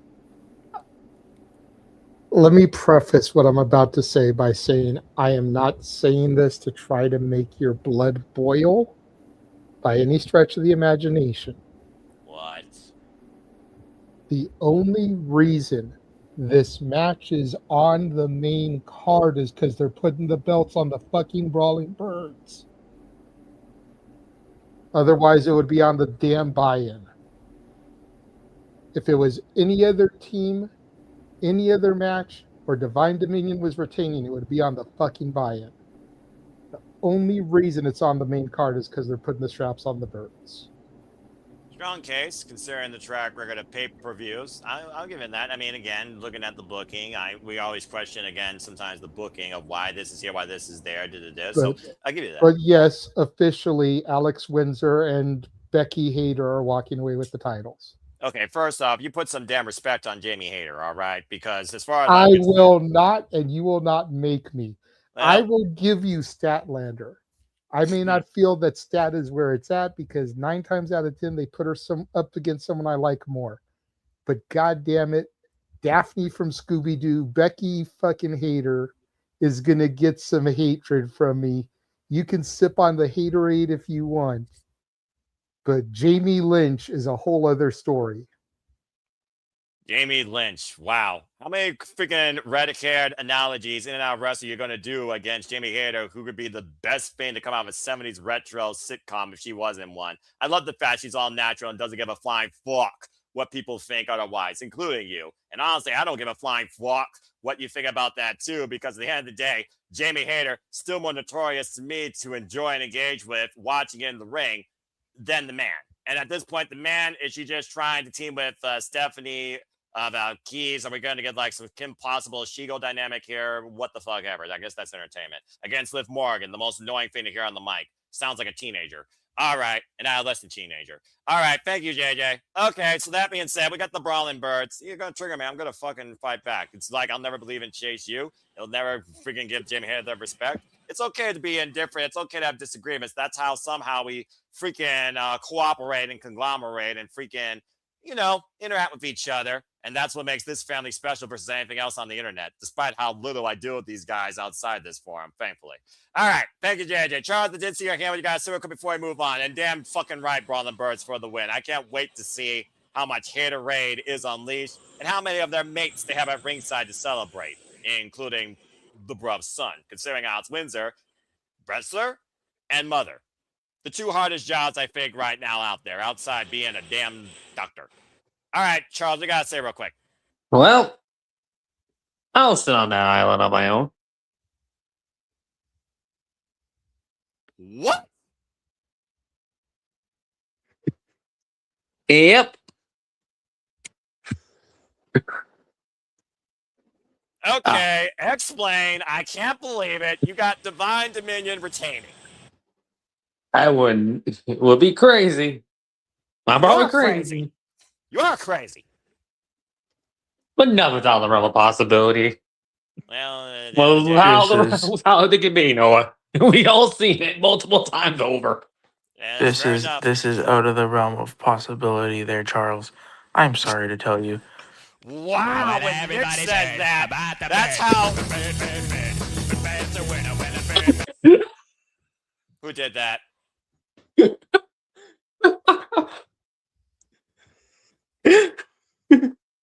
Ash!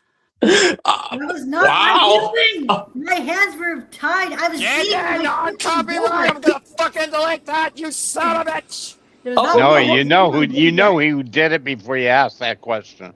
I was trying to get in the benefit of the doubt, but I should have known better by the freaking filibustering pop culture loving level buffoon. Hey, JJ, maybe you should have Peter Griffin sing it, "Bird is the word," while you're at it. You do that, I'm removing you off this screen despite the fact that you're at it, because fuck Family Guy. That's one of the things wrong with America. Much like American Dad. You're gonna give me a whole different stuff. Get back to wrestling and fucking get away from the damn songs of the bygone era.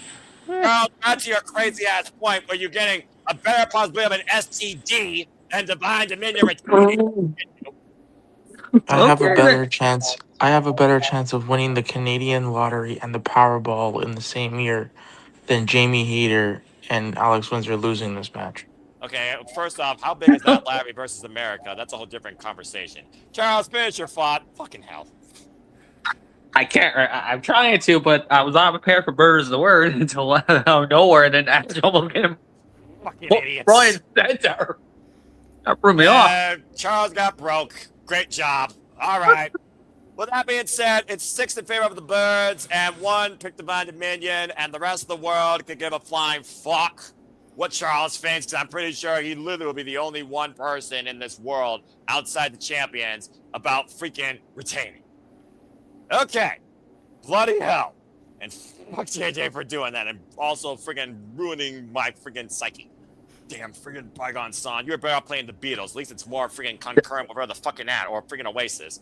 Speaking of which, as I try and bring things back on track, it was the beginning for the first time, folks. For absolutely, I'm at the end of the madness because I moderate the gaggle of fools. That being said, let's go ahead and talk about Nigel McGuinness trying to take the Continental Cup and the Continental Championship from Jon Moxley. For those that don't know, this is how Trina defines what professional wrestling is at the root.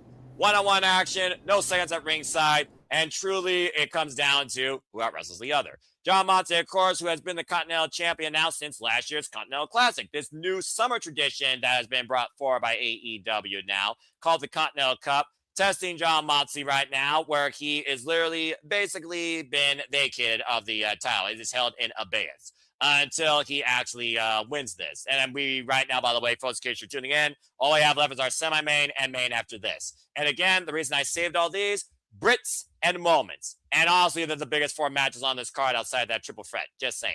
That being said, Nigel McGuinness, who was last time here in jolly old England, challenged Zack Sabre Jr. for the IWGP World Championship. Previous challenger, Lee Moriarty, for our Pure Championship, wants to achieve a dream of a young boy, bringing it home to England for the first time ever. So does Nigel McGuinness shock the world? And do we finally see somebody get the better of the Death Rider and remove him, much like this graphic, his grip for the Continental title and win the first ever Continental Cup? I just want to point out before y'all think this is unanimous and simple, Dustin Rhodes won the TNT title last year on All In. And he's from Texas. Nigel is from England. Put that in perspective. Let's go around the horn and see what y'all think about this bloody Techers affair that is ahead. And when it comes to Techers traditional wrestling, if anyone's bigger than it besides me and Ash, it's Walter. Which means, Walter, you're first. Does Nigel achieve what many might think is the unthinkable and win the Continental Cup and the Continental Championship? Does he bring it home? Or does Jon Moxley prove once again why it's Death Riders versus the world and defeats the world once again? No, I think Moxley retains. I don't think Nigel ever got a proper goodbye, and I think this is why they booked this. I think John retains, and after you're gonna see Nigel put his boots in the ring and officially retire in front of the home crowd so he can get the biggest pop of the night. That's why I think they did this. It's to Nigel to actually say goodbye to the ring in front of his home country and his hometown. So you're gonna see him leave his boots in the ring at the end of this. All right, so you got Jon Moxley holding on to the Continental Championship, maybe all the way to the Continental Classic. And stay tuned, folks. As always, we will be covered here at the Ciampa Studios. Thank you for that. He has the champion retaining his grip on the gold and win the Continental Cup. Let's go around the horn and see what y'all think about this. All right, bloody techers, you got a shirt that freaking says it. Let's go to you next. Nigel McGuinness, Jon Moxley, first time ever. With a prone ankle, by the way, might I add. Kudos to him for surviving Kyle O'Reilly Wednesday night in Glasgow. I thought Kyle had his number. But Kyle also previously had his fight with Jon Moxley. I didn't see that rematch happening either. Overcoming Hechicero as well and Katsuyori Shibata. What a hell of a gauntlet to get to this point. Do you think that Walter is on point with this? Is this Nigel McGuinness' swan song or one last big moment and accomplishment? If I speak, I will be in trouble. What does that mean? You know what I mean. All right. But no, in all seriousness, I think Moxley's retaining. I don't see him losing that title until the Continental Classic, and this is going to be a good match. And if this is Nigel's last match, what a match to go out on. Right. All right. That being said, you want to hear more of that actual take? Stay tuned for her coverage and watch along and analysis. Remember, she's color. I'm play-by-play. I'm worried. Thank you, Ash. Nick, let's go to you next because it sounds like you're about to hit your deadline, considering where you're at, and also fatigue is a real factor. So go ahead and send your piece towards Jon Moxley's Continental Cup chances and Nigel McGuinness' chances of winning this championship. Yeah. For me, it's 1 a.m. in the morning here on the East Coast, so it's about past my bedtime. That's fair. I respect that. I'm gonna say there's too many. There's gonna be too many new champions being crowned, so we need some retainers. I got Moxley retaining here. And I'm gonna just really quickly. I don't think the last two matches need really any explanation. I'm gonna kind of jump ahead a little bit. Mone wins and Will wins. I love y'alls. I will see y'alls later. Good night to the king Good night, of Nick. food, and we will see you next time here in the Ciampa Studios. Thank you very much. And now we're down to 6. Some people, they can't handle that insomnia or they just need that rest. And again, considering his commute to work and what time he needs to do it, I got nothing but respect. All right, thank you, Nick. And that being said, he's got Jon Moxley retaining as well. All right, that being said, Dave, what do you think about this? Now, McGuinness, former Ring of Honor world champion, pure champion, was in like a 12-year abeyance away from wrestling due to how much damage was done to his body and to his mind and the business that took more from him than what he was putting into what he loved. And ironically enough, when did Nigel come back to pro wrestling? Right here in jolly old England in Wembley Stadium during the Casino Gauntlet, just saying. And here we are at its next inception, and people might be calling it his career conclusion. Do you agree with that sentiment? Walter had a great point because really, if you think about it, he got this far because this was going to be his swan song. They mentioned how he had only like 6 matches this year. When he was wrestling with his bum leg, the last match, and that one guy had 6 matches in 1 week. I kind of think this is going to be a great match to go out on. He's facing Moxley, who's really still at the top of his game. He's not going to, and he's definitely winning. He's going to carry it, I believe, like Ash said, until the Classic. Because it's like Moxley usually has the title on his shoulder too, since he's been around. So, but Nigel will have a great showing, and he'll go back to commentating. All right, fair enough. I'm a little bit torn because, again, Wembley Stadium is the biggest show. It is his home. And I do wonder how many moments outweigh one another? How many do you need for one show, your biggest show? Is it truly a night of all the Brits? To the point made earlier, we just crowned the Brawling Birds as brand new AEW Women's Tag Team Champions, except for one person.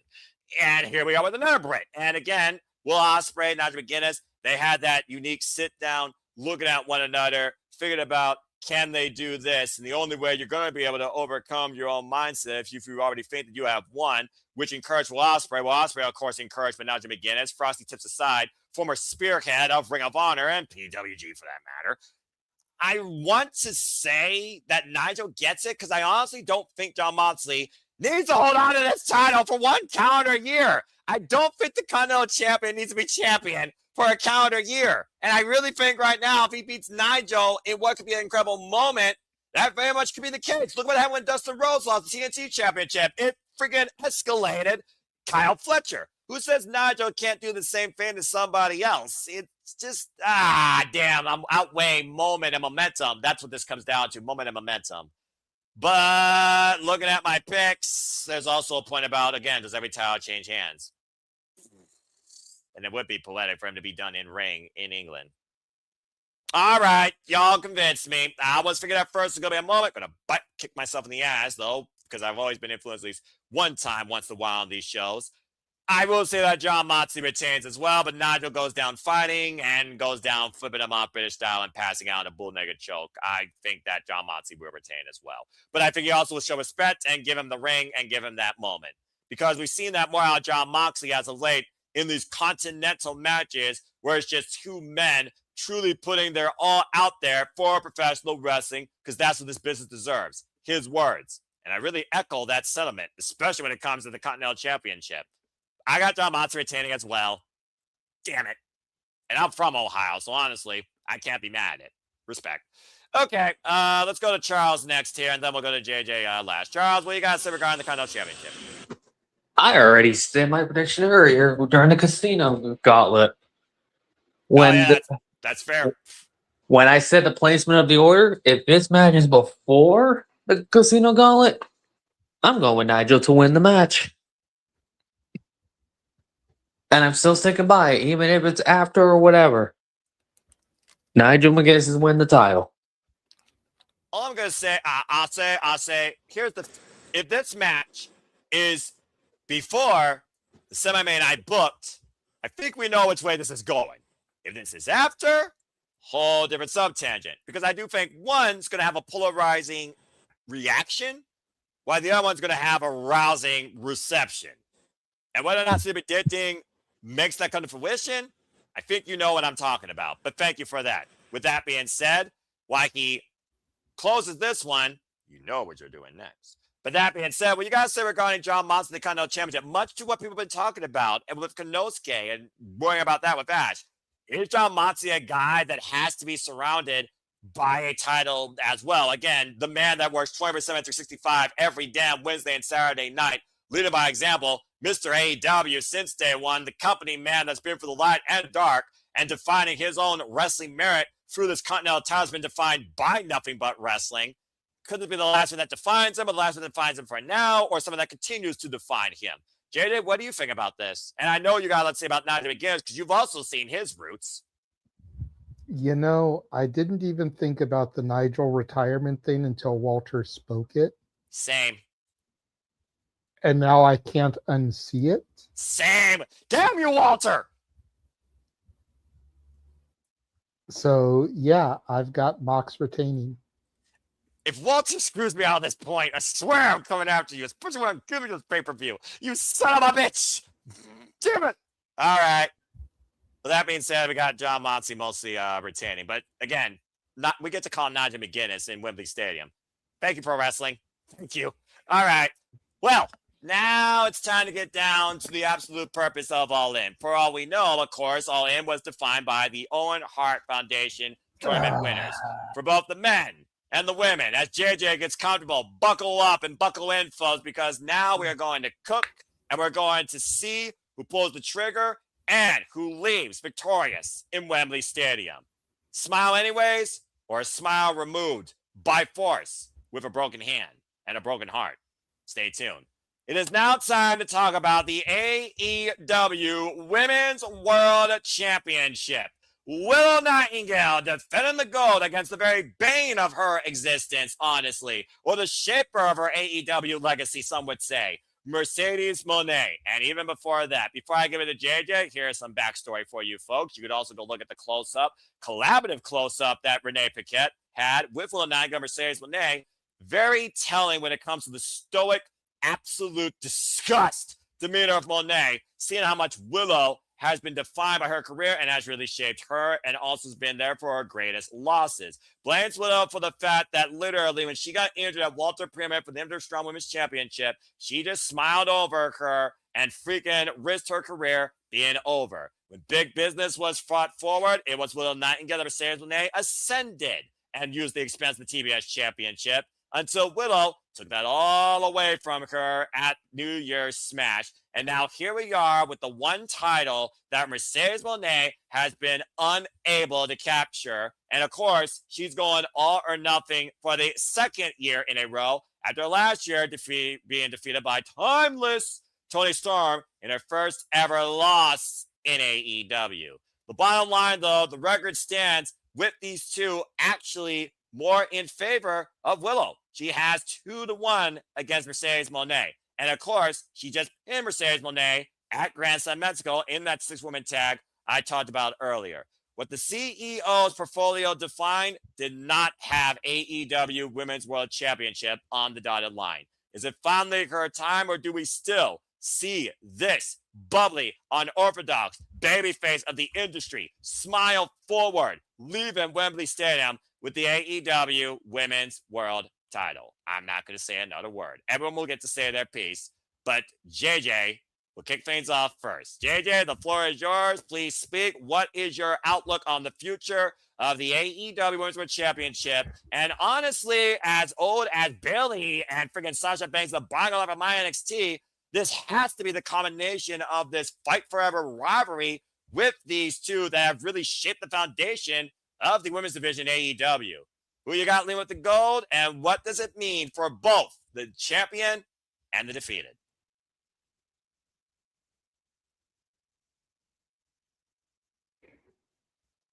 Okay.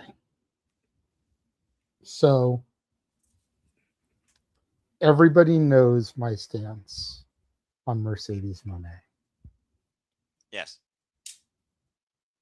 I still personally, not professionally, not business-mindedly, personally feel she's not ready for it.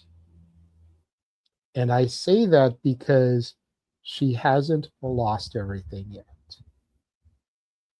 She may have lost all those other championships, but she didn't lose the Owen. She didn't hit rock bottom. She has not begun her redemption arc.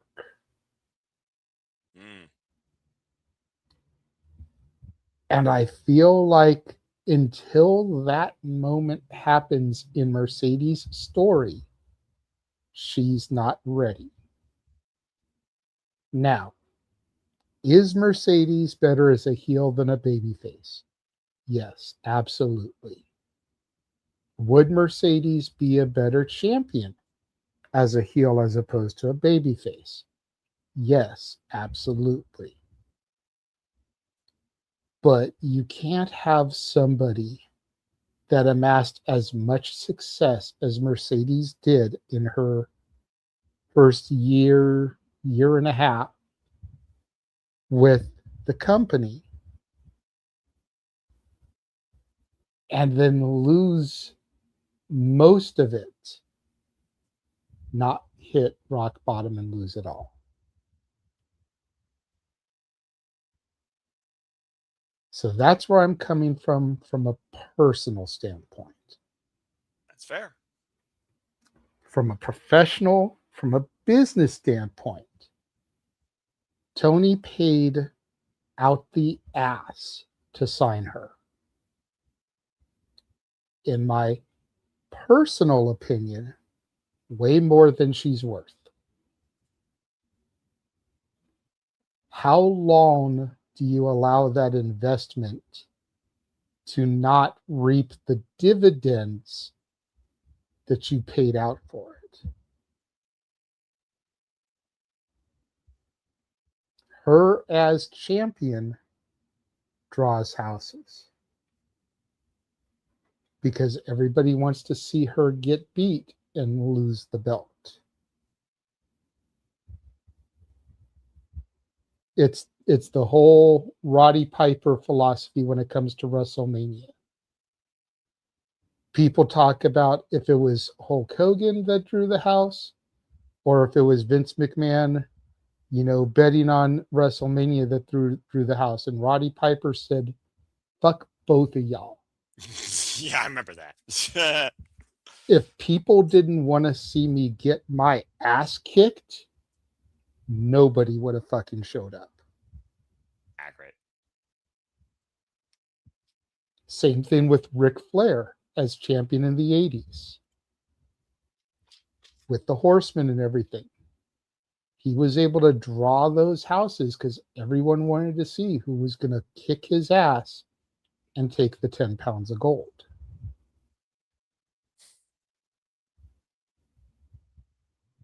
So Mercedes as champion is going to help draw some houses, which from a business standpoint, AEW desperately needs.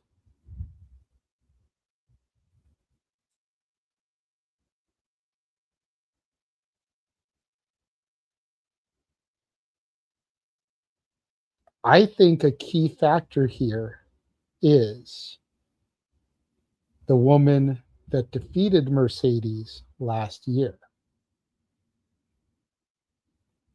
Where is Timeless Toni Storm? Bloody murder.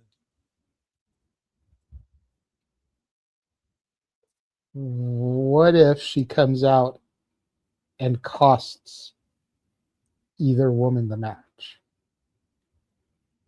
Ooh, a scarred starlet taking herself back into the spotlight. Huh. Think about it as Jade Cargill as Elimination Chamber. Everyone thought she was about to go for Liv Morgan, and she went after Naomi. What if everybody thinks that Tony is about to go after Mercedes, and she goes after Willow? That would be the most wild swerve yet. I get it, but still. I feel like as long as Tony isn't pregnant, this is where she makes her return. The very stage she took Monet's moment away and her undefeated streak.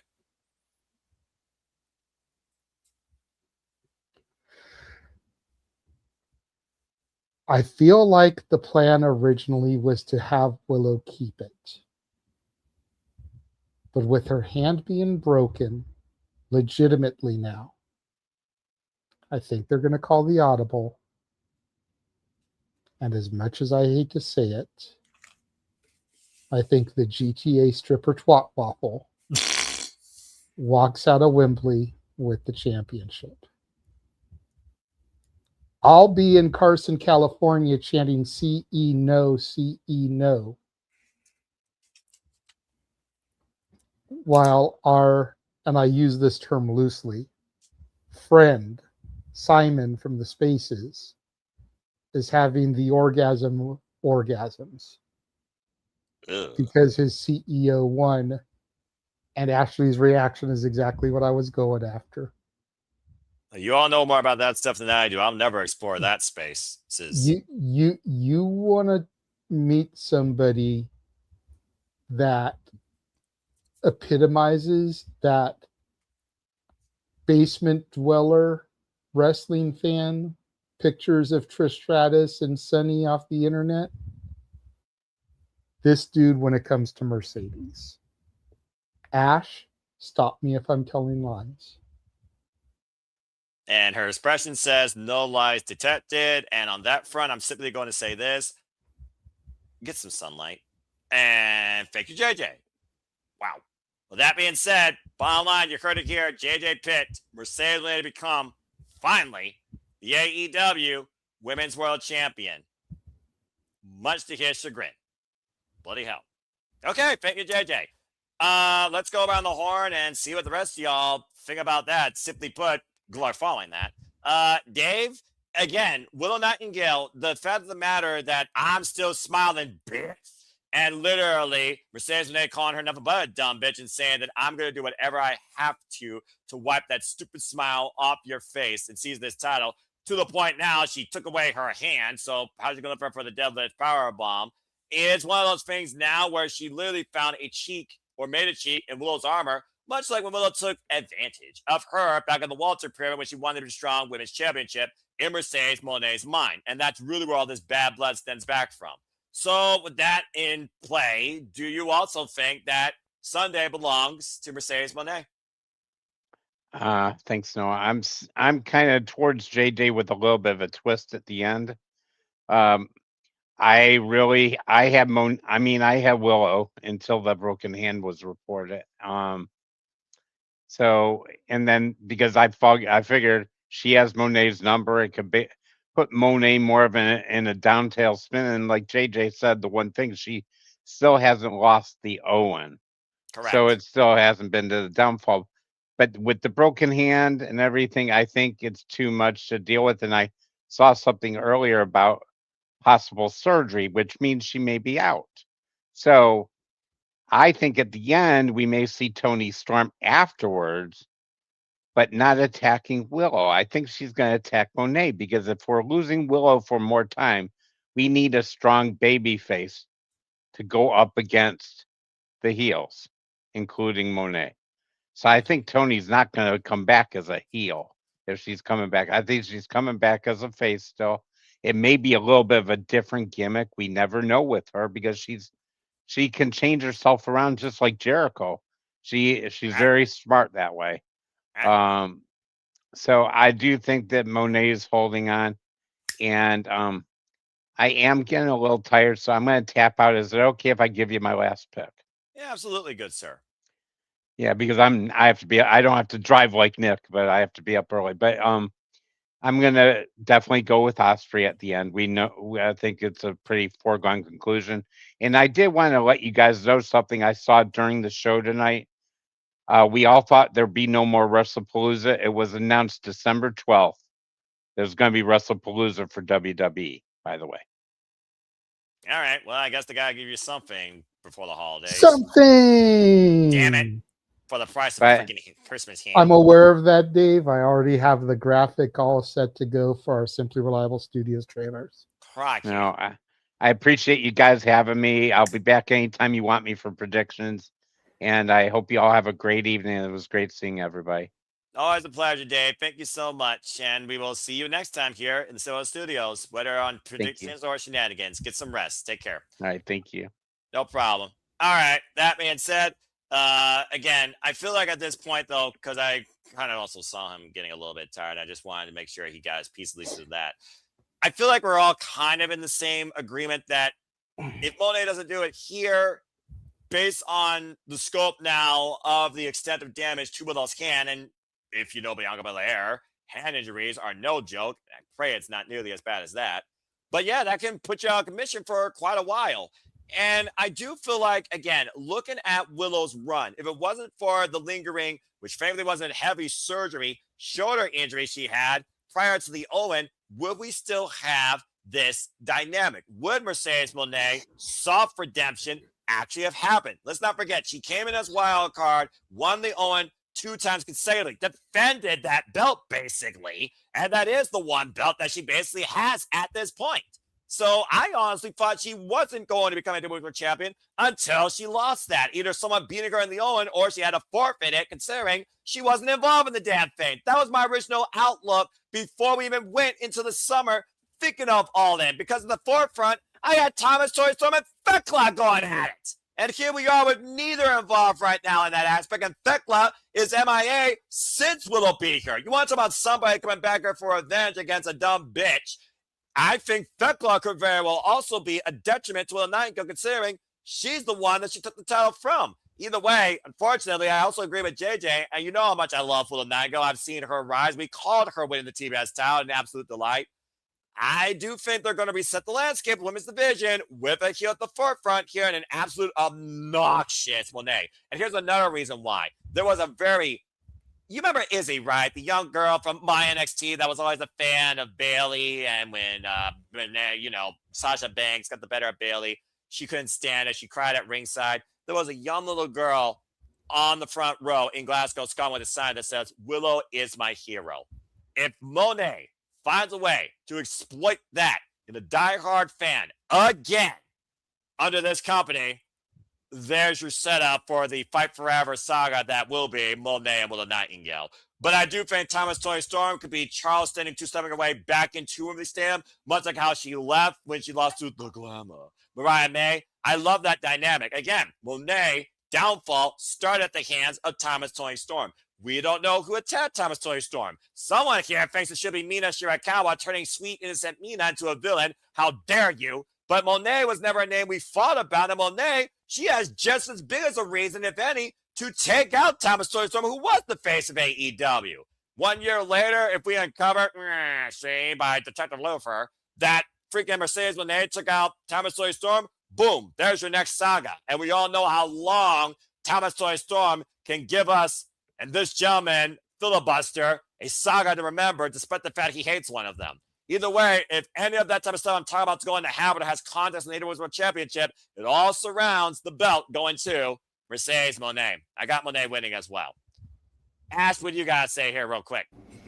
I also have Monet winning. It's kind of sad that, once again, Willow is transitional to Mercedes, conquering. The start of Monet's rise and the rise again from the ashes. Freaking forever story, but the sad saga. Ugh. All right. Well, that's the only downside about this. Is just like it's what happened with the TBS title is going to happen with the AEW Women's title, and that's just it's quite the weird, crazy coincidence when you come to think of it, is it not? Well, Double or Nothing, their original biggest show, their genesis, Monet's Rise, AEW's biggest show of the year, Monet's Rise again to the highest of freaking heights. Yeah. And they'll be 2-2 against each other, regardless, in this outcome, if Monet wins. True. And I know JJ mentioned this, like, I think, I don't remember what predictions or a space that it's possible, much like with the TBS title, it started with Willow and it ends with Willow. Sounds like Willow Nightingale is like the bridge with most women in that freaking roster. That's a fair point. Crazy. Goes to show how invaluable Willow Nightingale is. But again, we all love Willow. Good luck. You know, even with a broken hand, I would love to be fucking wrong about this. Just to see Monet go apoplectic and Thomas Toni Storm come to Willow's aid. Yeah, broken hand. Does she have to lose it? I'm just saying. But yeah, it just seems like one of those things that you kind of got to go with. All right. Thank you very much. I think we got a fair amount of people that speak their piece on this without copying anybody else. Charles, you better have something different to say, or you better be on of your own, picking Willow to win. What is it? Wow. Well, first of all, I do agree. Mercedes is winning this title. It's like, because one, why the hell would you have her win twice over in the women's side if the winner doesn't even win the damn title at the event? 2 years in a row, if Mercedes Monet loses, to your point, and she would be, I think, right now, the only woman right now on the losing end of that. And it'd be kind of ridiculous. So Mercedes has to win this. Even if Will didn't have a broken hand, I still think Mercedes should win anyway. Because otherwise, what's the point? The men's term is more successful at times. Fans of the other. Well, considering last time we were here in Wembley, we had the biggest moment in Bryan Danielson's career. His own words. That's a fair shout. All Yep. right. All right. Thank you for that. Walter, anything you want to add in conclusion to JJ, of course, who has the same mind as you? No, I'm good. You guys pretty much said it all. I think it's all about the broken hand and Mercedes wins. All right. And then JJ, you all good, man? I did see your hand, though. I wasn't sure because you're rubbing your side ahead. No. I had a thought because you know me and the way my brain works. Of course. I want to take you back, Noah, to a moment that we had together in the other company. All In is looked at as AEW's WrestleMania. Yes. WrestleMania 40. Yes. What happened in that main event? The story was finished. But let's get bigger than that. Was it just Cody and Roman one-on-one the whole match? No, it was a saga of history coming forward. So what if we get the Brawling Birds coming out here to help Mercedes? Or what if we then get or not Brawling Birds, excuse me, but Divine Dominion? Yes. What if we then get Stat and whoever Maya to come out here, Harley too, to come out and help Willow? You know, and we start building this whole structure, because I will forever remember you saying on that call, what is happening? And my response to you was what? Do you remember? The freaking Avengers coming together. The end The games. Avengers are assembling. Yeah, I remember that. Yeah. What if we have that type of moment in this match? I did mention how Monet tried to lobby the idea since Beach Break, Divine Monet. And if the Divine Dominion loses the AEW Women's Tag Team Championships, what are they? Does Monet take advantage of that and invest in those assets? I see what you're doing. And then to my earlier point that I made when I made my prediction, the Undertaker spot is Timeless Tony. Yep. I see what you mean. The only difference here is, regardless how we're looking at this story still sounds like it has the villain winning in the end, because all roads lead to Monet right now, seizing the AEW Women's World Championship. But for someone like that to happen, this could be something they do in order to get around Willow's broken hand. That's true. In order to keep her with the belt. That's true. She didn't do it clean, which gives Mercedes the right to go full on, you know, debuting Chelsea Green and being the ultimate Karen about it all. That's true. To then potentially set up a rematch in Chicago, when Willow's hand would probably be more healed. Yeah.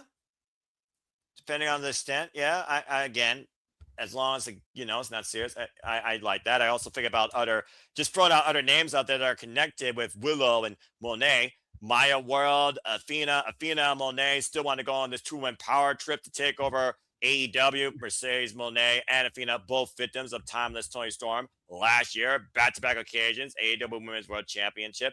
There's a lot of longevity connections with the AEW Women's Division that could come into play. Or they might go all out in this match, where these two will go all in for the 4th damn time singles-wise. There's a lot to consider, but again, just look at the two at the forefront and wondering, do you do that now or do you do that later? Because again, this is the rise of the CEO. Do you just have the entire world take down the corporation at the end of the day?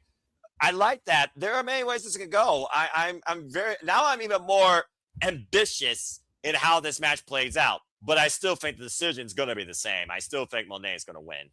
And let me just say, on shopaew.com right now, for $75, you can buy your very own mini Monet.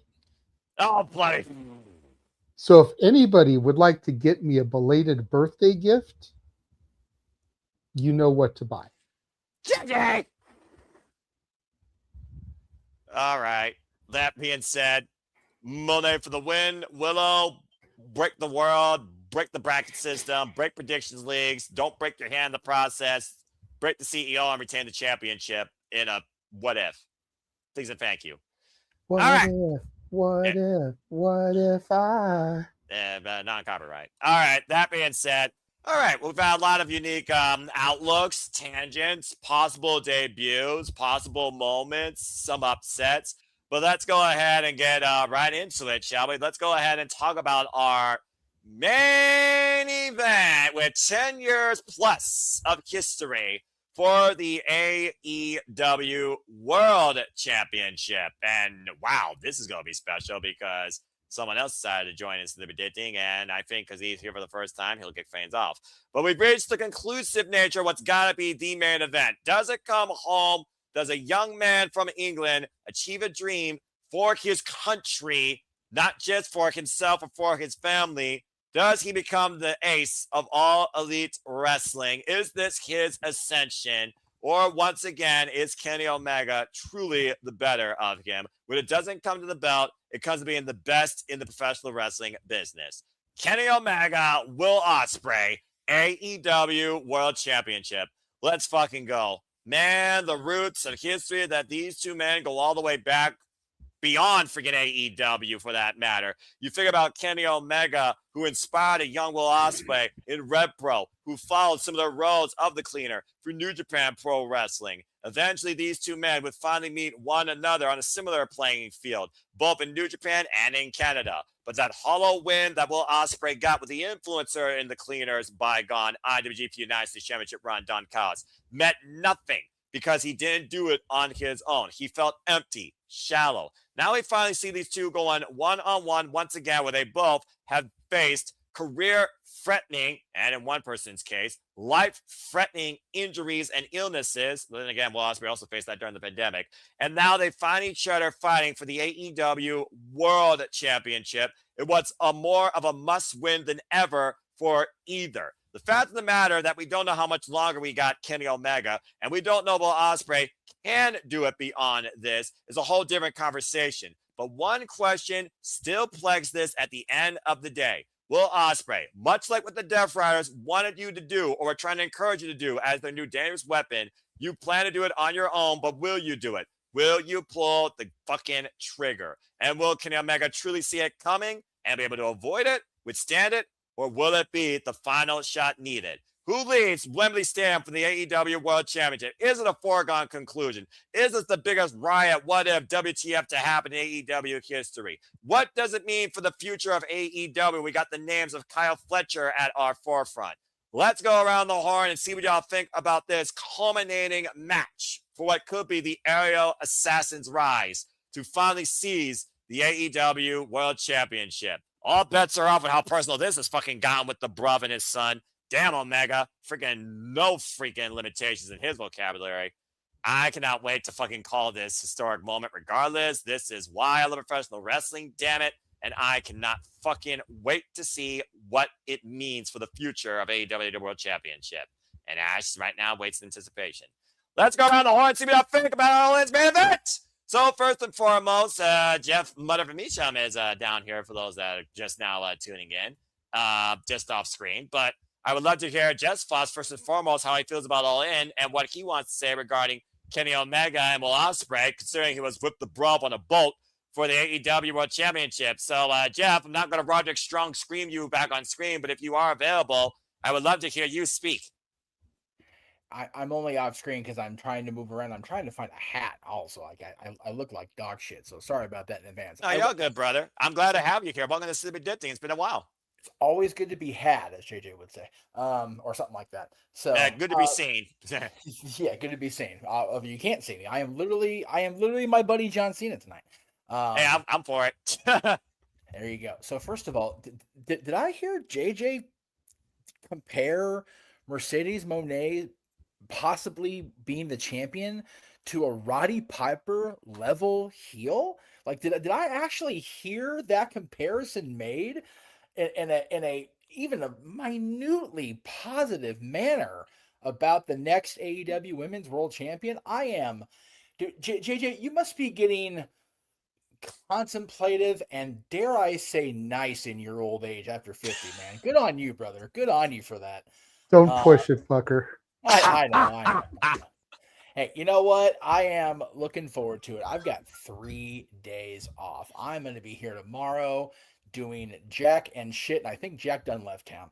The next day, I am going to be interacting with and hopefully getting a promo from we'll call him a large, attractive, too sweet Hall of Famer, and we'll let you guys figure it out from there. And then I'll be around all day Sunday. I'll be part of this show. I'll be part of the WWE offerings if I'm needed. I am here for you folks. Love it. I love it too. I'm so glad somebody at work decided they wanted to work Sunday rather than Monday. I'm like, I got you Monday. I will gladly be here Sunday. As far as the World Championship match, it is, as Noah mentioned, it's no secret. I spent the better part of 4 days in and out of a drunken haze with Will Ospreay, among many other attendees on the Jericho Cruise. Matter of fact, it was Will Ospreay and his friends that saved me from my drunken stupor and gave me a case of spring water. So God bless the bruv for saving my ass. Right. As far as Kenny Omega, I was in the building, and I think we were already in receipt at that point when he became the PWG World Champion. So I am very happy for both these guys that they are in the slot they're in.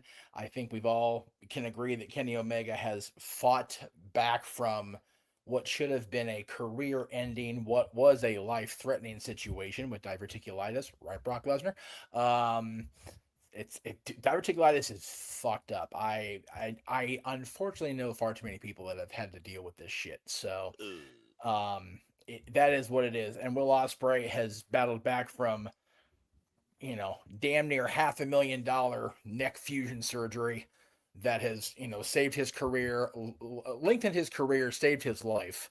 And whatever else you think of Tony Khan, they paid for that in full. So God bless the Khans for doing things like that.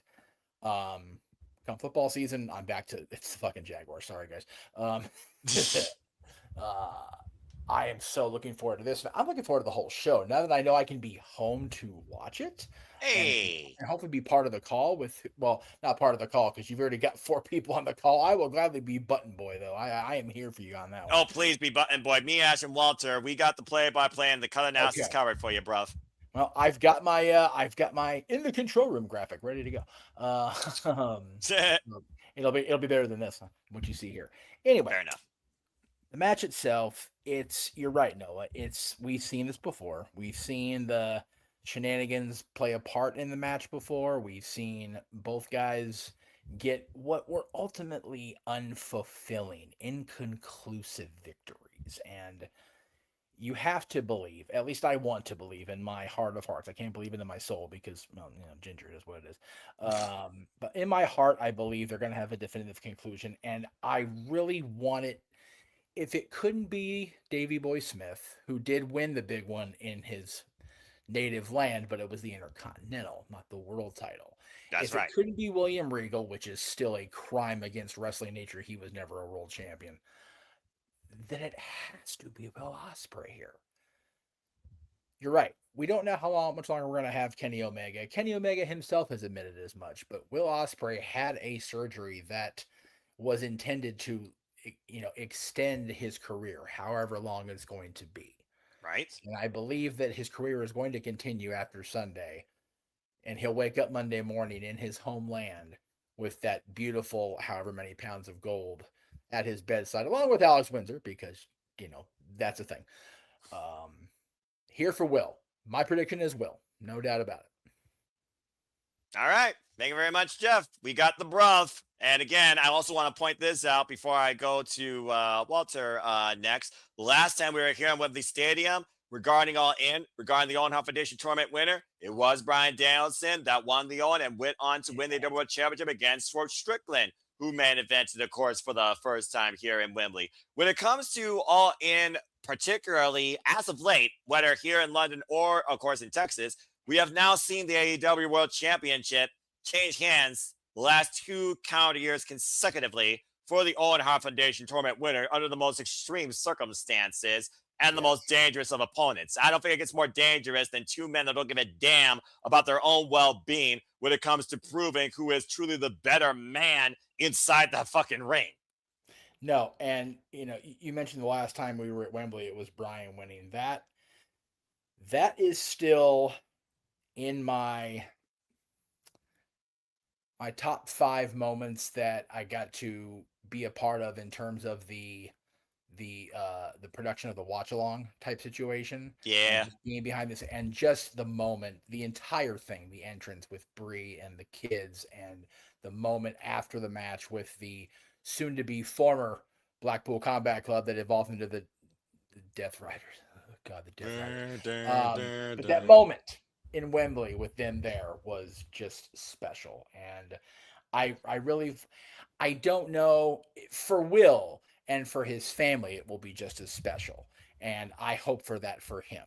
And but whatever else happens Sunday, that needs to be the definitive moment. Will Ospreay not only becoming a world champion in AEW, but in London.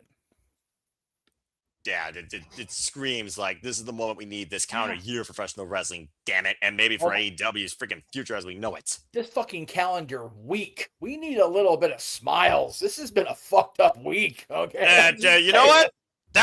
No, I understand what you mean completely. That's accurate.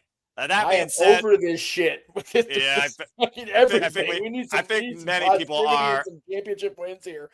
I think many people are, and not just from a wrestling standpoint. Thank you, Jeff. Oh, good Lord. Walter Cruz, transformed. I put it on your now voice to speak. What do you guys say regarding the AEW World Championship? Kenny Omega and Will Ospreay. Go ahead. I think Kenny is fully embracing being the heel on this because he knows where he's gonna be, what territory he's in. But you have to. I called Ospreay winning since he returned from injury. We thought he was gonna win before he got injured, so we knew this was all set up for this match right here. But I feel like it's gonna be a hell of a banger. And then Kenny's going to probably wrap the title around him, give him his spot, and make it even worthwhile. Like, there might be tears in all 3 of our eyes. I think this might be the biggest moment in a long time. They're going to have a huge moment here when the passing of the torch, if you will, happens. So, of course, I think this might be the one unanimous one tonight. I think it has Ospreay to wins. be. Please, come on now. It has to be. If there is ever something to need to be 100% which is why I am personally going around to everybody, it fucking needs to be this damn match. Period. That being said, let's go ahead and move on to Charles now, who's already been surprising us. That's 2 for the bruv. And fuck it, I'll just say it because I'll preach all night about it. 3 for the bruv. Charles, go ahead and lay your voice now on this. What you got going on with the main event?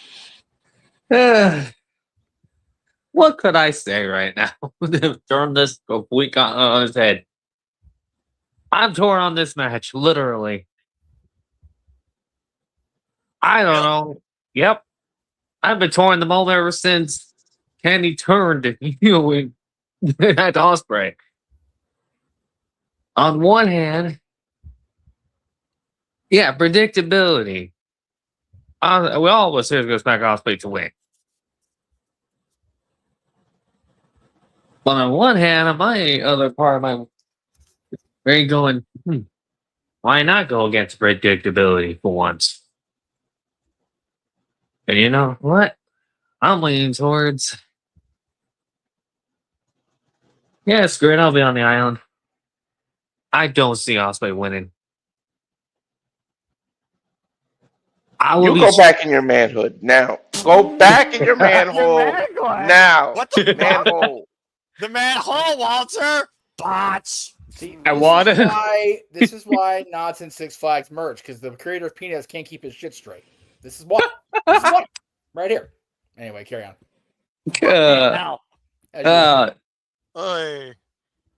I want Ospreay to win, but I will be shocked if TK doesn't go the predictable route.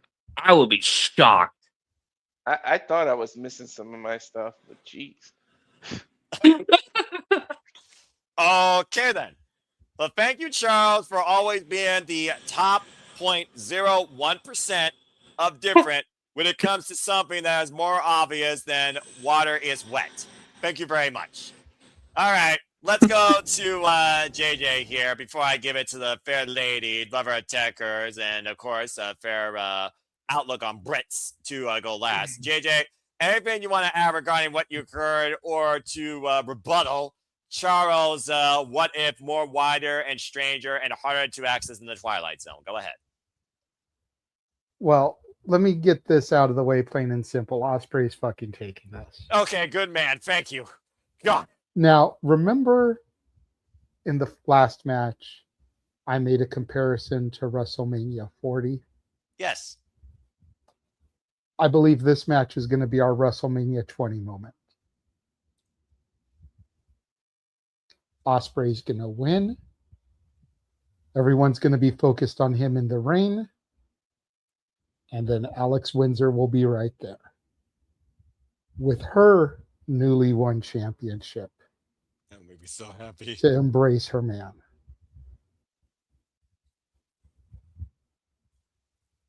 And the confetti falls, and their son Harry comes into the ring with them. Okay. Short, sweet, simple, and to the point. Jeff comes on screen doing his best JJ impression, boo-hooing like a motherfucker. Accurate. Had to get him there, didn't you? Hey, you know what? I'm going to be somewhere else and unable to do it. So, yeah, someone's got to be that person. And I know you're too stoic to do it, Noah. You damn fucking right. And if Ash cries, no disrespect. Oh, I'm but not going to cry if Ospreay wins. Hell no, I don't care for Ospreay. I'm going to cut I'm just saying, if she were, people would be like, oh, well, she's a chick. Of course she's emotional. You know, it's like, but for me or for Jeff or for you to cry, people will be like, oh, man, that's a moment.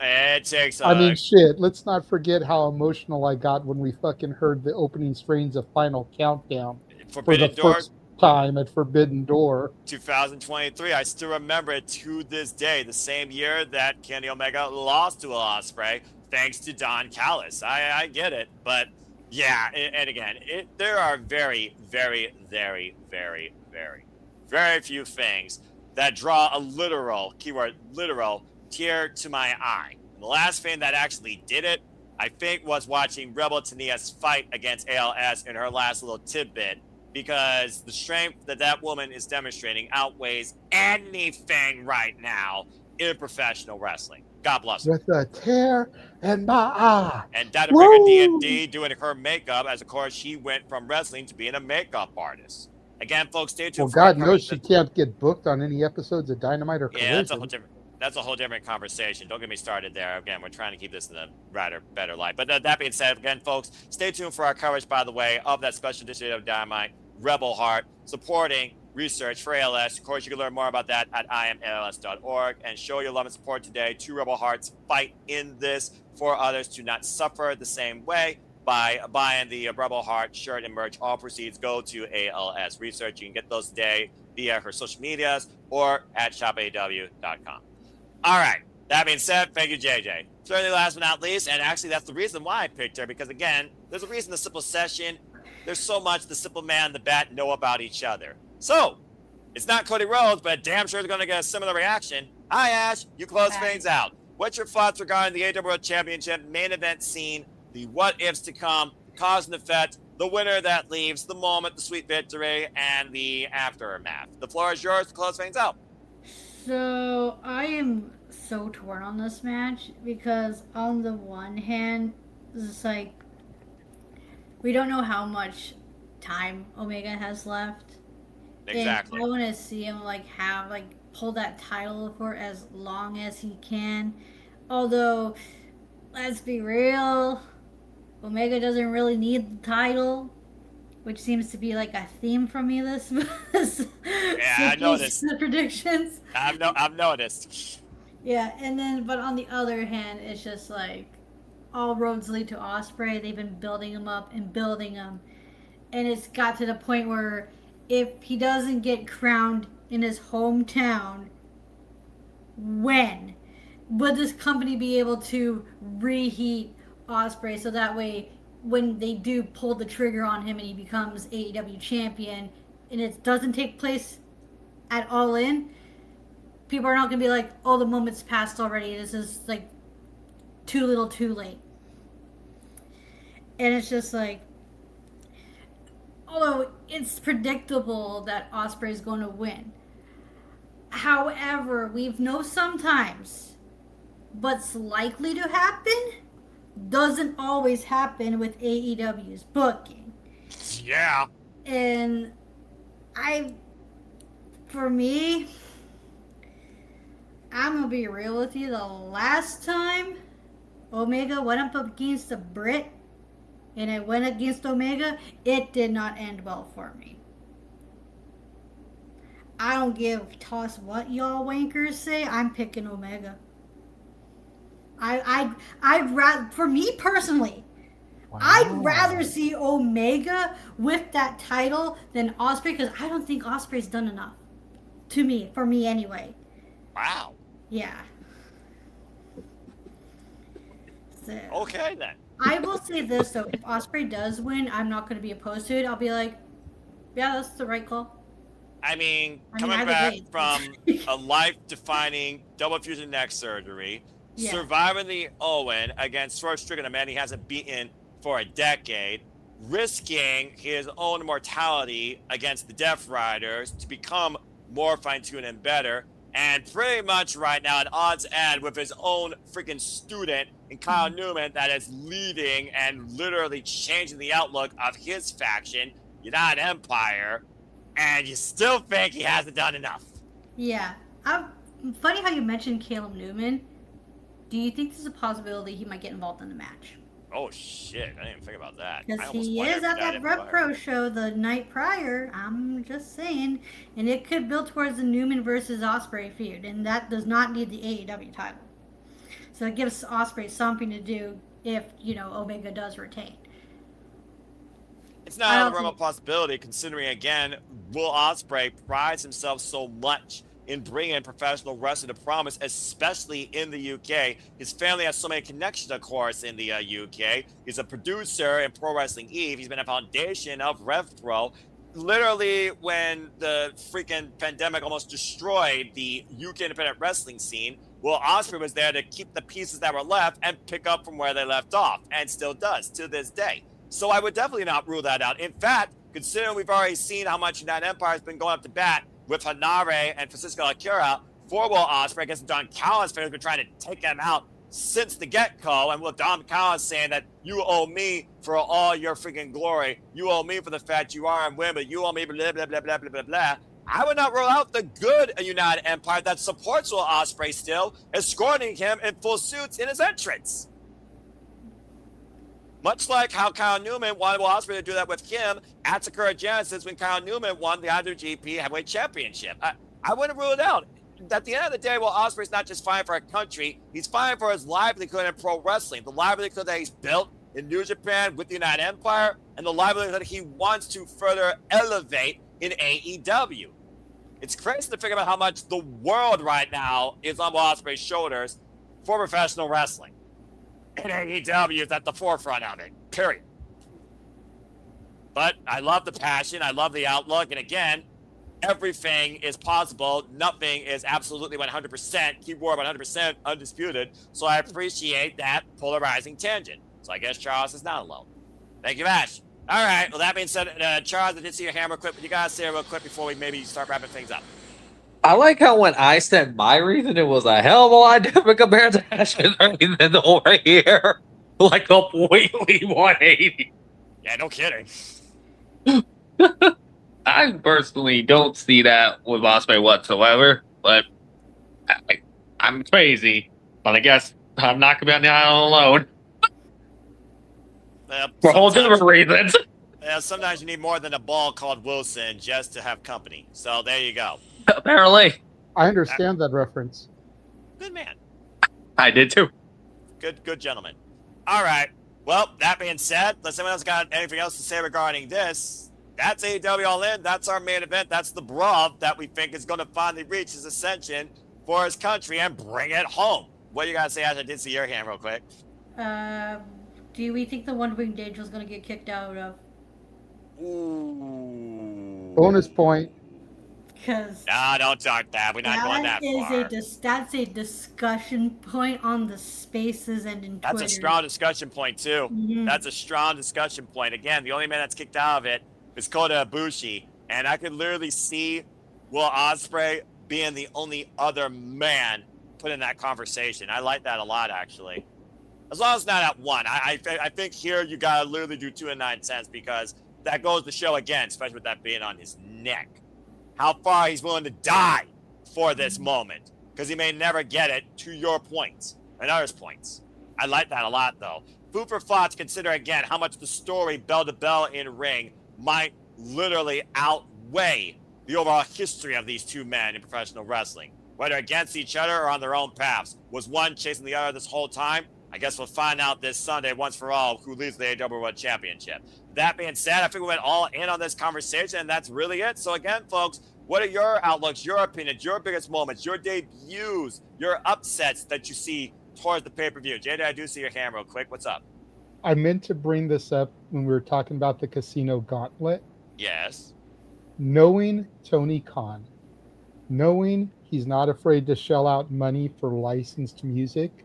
Yes. Instead of doing, the whatever for the 10 count for whoever's going to come out next, they should play the Who Are You every time for the 10 count. Nah. Yeah, I could totally see it. I think it would be a great gag. Instead of people counting down, it's like, who are you? Nah. Besides, Masked Singer's got that song pretty much old at this point. Nah. No, that's a CSI thing. Well, yeah, but that also goes back to CSI as well. That's where they ripped it from. So anyway, I mean, wild tangent, but I guess that's some level of entertainment. At least it's freaking regional. Yes, Jeff, I do see your hand up, bruv. So, really quick, I'm just going to go through my picks. Oh, sure. Since I came in late. I'll blow through them here. I know. The wild card entrant is going to win the Trios Championship because I think it's going to be Swerve and Kofi and Woodsy. Mercedes wins. Will wins. I said that already. Yes. Lord, wrestling gods, not JBL, forgive me. The Bucks win. Duh! I called it too. It hurts me. But me too. You both hurt me. No, just okay. I'll elaborate on this part.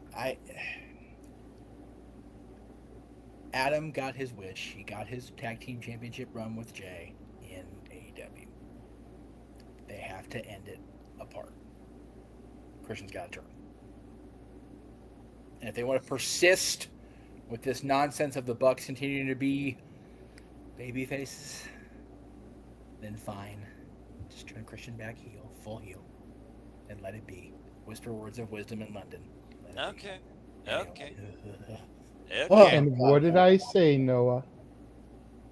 And what did I say? And them going one-on-one one last time. I remember. I mean, I said have them lose the belts to the Bucks, get the rematch it all out, and then one-on-one one last time at Wrestle Dream. I heard you both. I understand you both, but I'm going to continue my own way. But anyway, if there's a way to stick it up WWE's ass and go, okay, you want to counter program, Muckerfuthers? We'll just give you a rematch. And we'll make sure it's some sort of dumb fuckery gimmickry between those two teams. Anyway. Fair enough. Anyway, continue. Casino Gauntlet, I am sticking with Max, and I'll give a shit how biased and how freaking Homer I am. Max. Fair enough. Who's your number 2? Because you get 2 picks. Max. Max is the other pick. I don't care. I'm not in the league, so it really doesn't matter. Yeah, you're an outside observer, and I love that. Outside observer. So Max or bust. And if somebody else wins, I'm going to be a pissy son of a bitch. And I'm off work, so I can afford the time. Anyway. All right. Fucker. God, Mox and Nigel. You know what? I'm going to go with Nigel just to see the implosion of what happens if Moxley loses the title. I love that. I want, and even if Will doesn't get it, Nigel will get it in London, which is fucking awesome too, because that boy is overdue. I don't know enough about the tag title match, the women's tag title match, but so Alex gets her moment, we'll have the Birds win. Fair enough. Knight and Darby, God. I kind of want Darby to be the TNT champion just so he will never be the world champion again. Just keep him the fuck away from that title. Honest to God. So Darby there, and then Fletcher, Takeshita, and Okada? Jesus Christ. Yeah, the match that's going to bring the Superman patch now, if you catch my drift. So I think that should be open just so we can all spend the entire rest of the 65 hours coming down from that one. Fuck. Fair point. I can't do a coin because it's 3. I need dice. Fuck. This is for which one? Which title is it here? The AEW International Championship. That Takeshita had previously that Kyle took off, and Takeshita beat Okada for at Double or Nothing.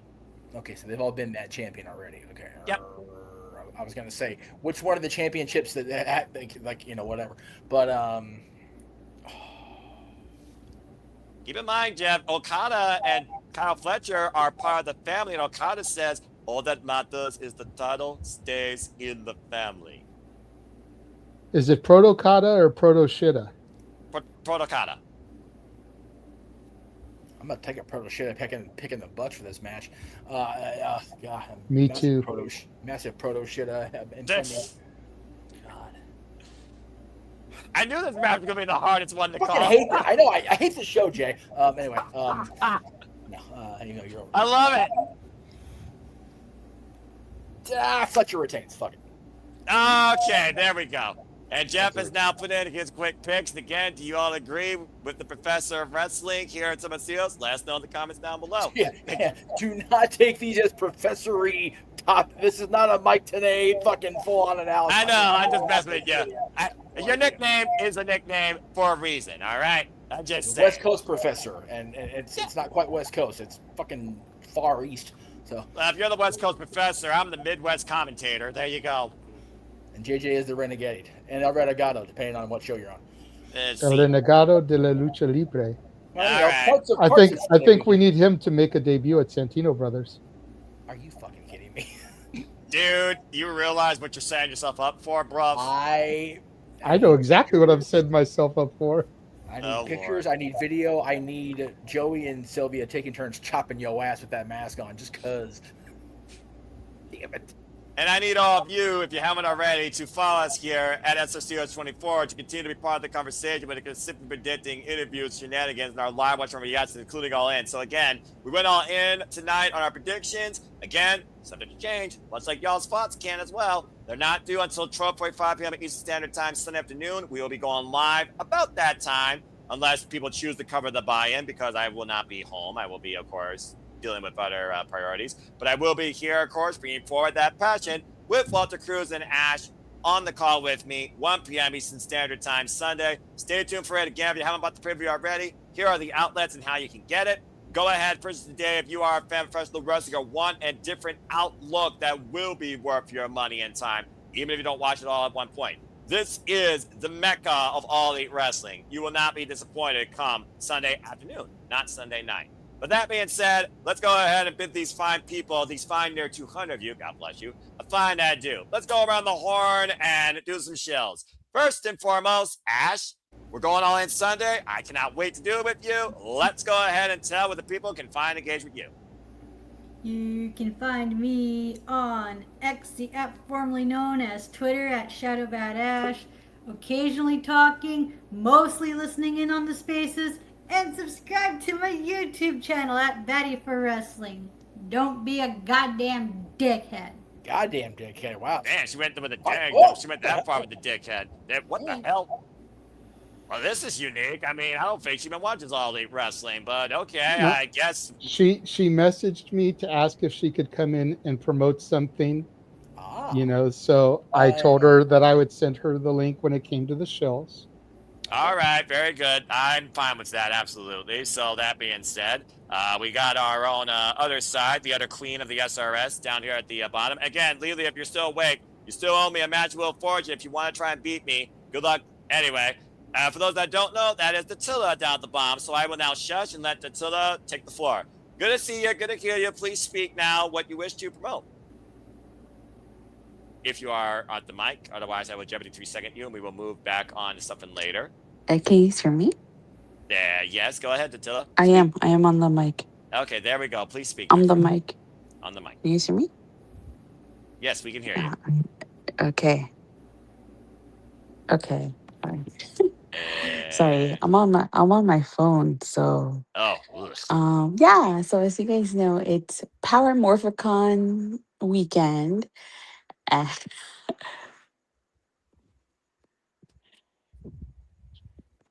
So I will be at Power Morphicon all weekend long, and I will be uploading panels up to my YouTube channel. So make sure you guys like and subscribe so you guys can see the cool content that I'll be posting regarding Power Morphicon. Alrighty. Excellent stuff. Again, folks, that is Rangers of Wrestling. You see it right there. I actually was at the command center today. Well, there you go. Got her friggin' morpher all ready to go. Well, figured it's done. Again, I hope that you have a great time. Of course, this is the month where you empower others and yourself the most. And I hope that it's nothing but a fun, fulfilling experience for you. All right. Thank you for that, JJ and Datilla. And again, you also can follow her latest venture, Pop Culture Thanks, Powerbomb. Noah. I miss, I really miss messing with you, Noah. Yeah, well, don't everybody when I'm not on screen. It's all good, though. Nothing but love. All right. Thank you, Datilla. And thank you, Ash. Again, folks, the queens of the SRS. Datilla and Ash, the yellow. I still need to finish your song, called Nova's song.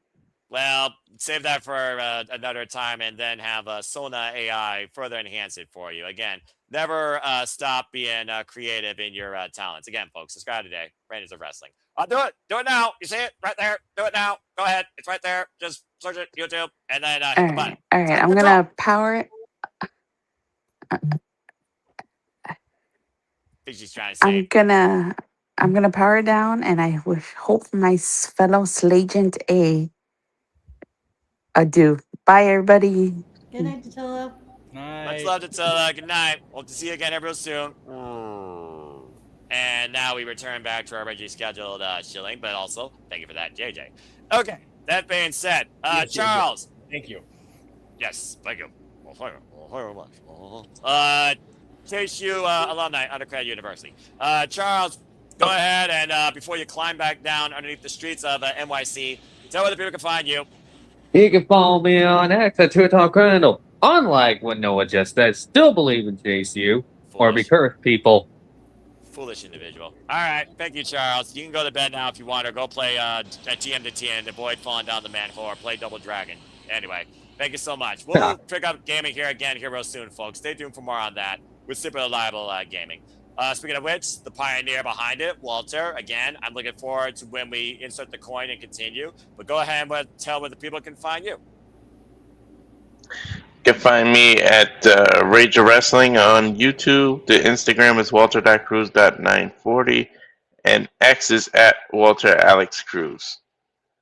As simple as that. Again, stay tuned for Walter and Ash. They will be part of our All In call this Sunday, as we will be your blind alternative conduit for alternative commentary wrestling coverage here at Cibabo Studios. In case you can't afford the show or watch it live, we're happy to be that own version of radio for you, for those that have YouTube Premium that just listen to YouTube in their pockets. Again, for all the biggest shows, specials, PRs, and pay-per-views across all things wrestling, as you all make this possible. Thank you. Thank you, Walter. All right.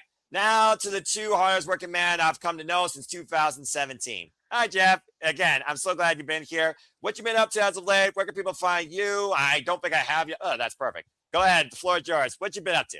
Yeah, that is the plug for the moment. Hopefully, the week after Bound for Glory, I will be able to start making more announcements. Aaron has this show. I don't know if I sent it to JJ. I meant to. But other than finding me on the socials, finding me on the No DQ broadcasts here on the Simple Reliable Studios and with the Greg Cherry brand, when we have more content, and there is more content coming from the Greg Cherry brand, folks, stay tuned for that. The weekend after Bound for Glory, I will be at the Grove of Anaheim here, where JJ single-handedly nearly got XMV and NoDQ.com's camera destroyed, thanks to Luther Reigns. Because Luther Reigns was Kurt Angle's bitch after all.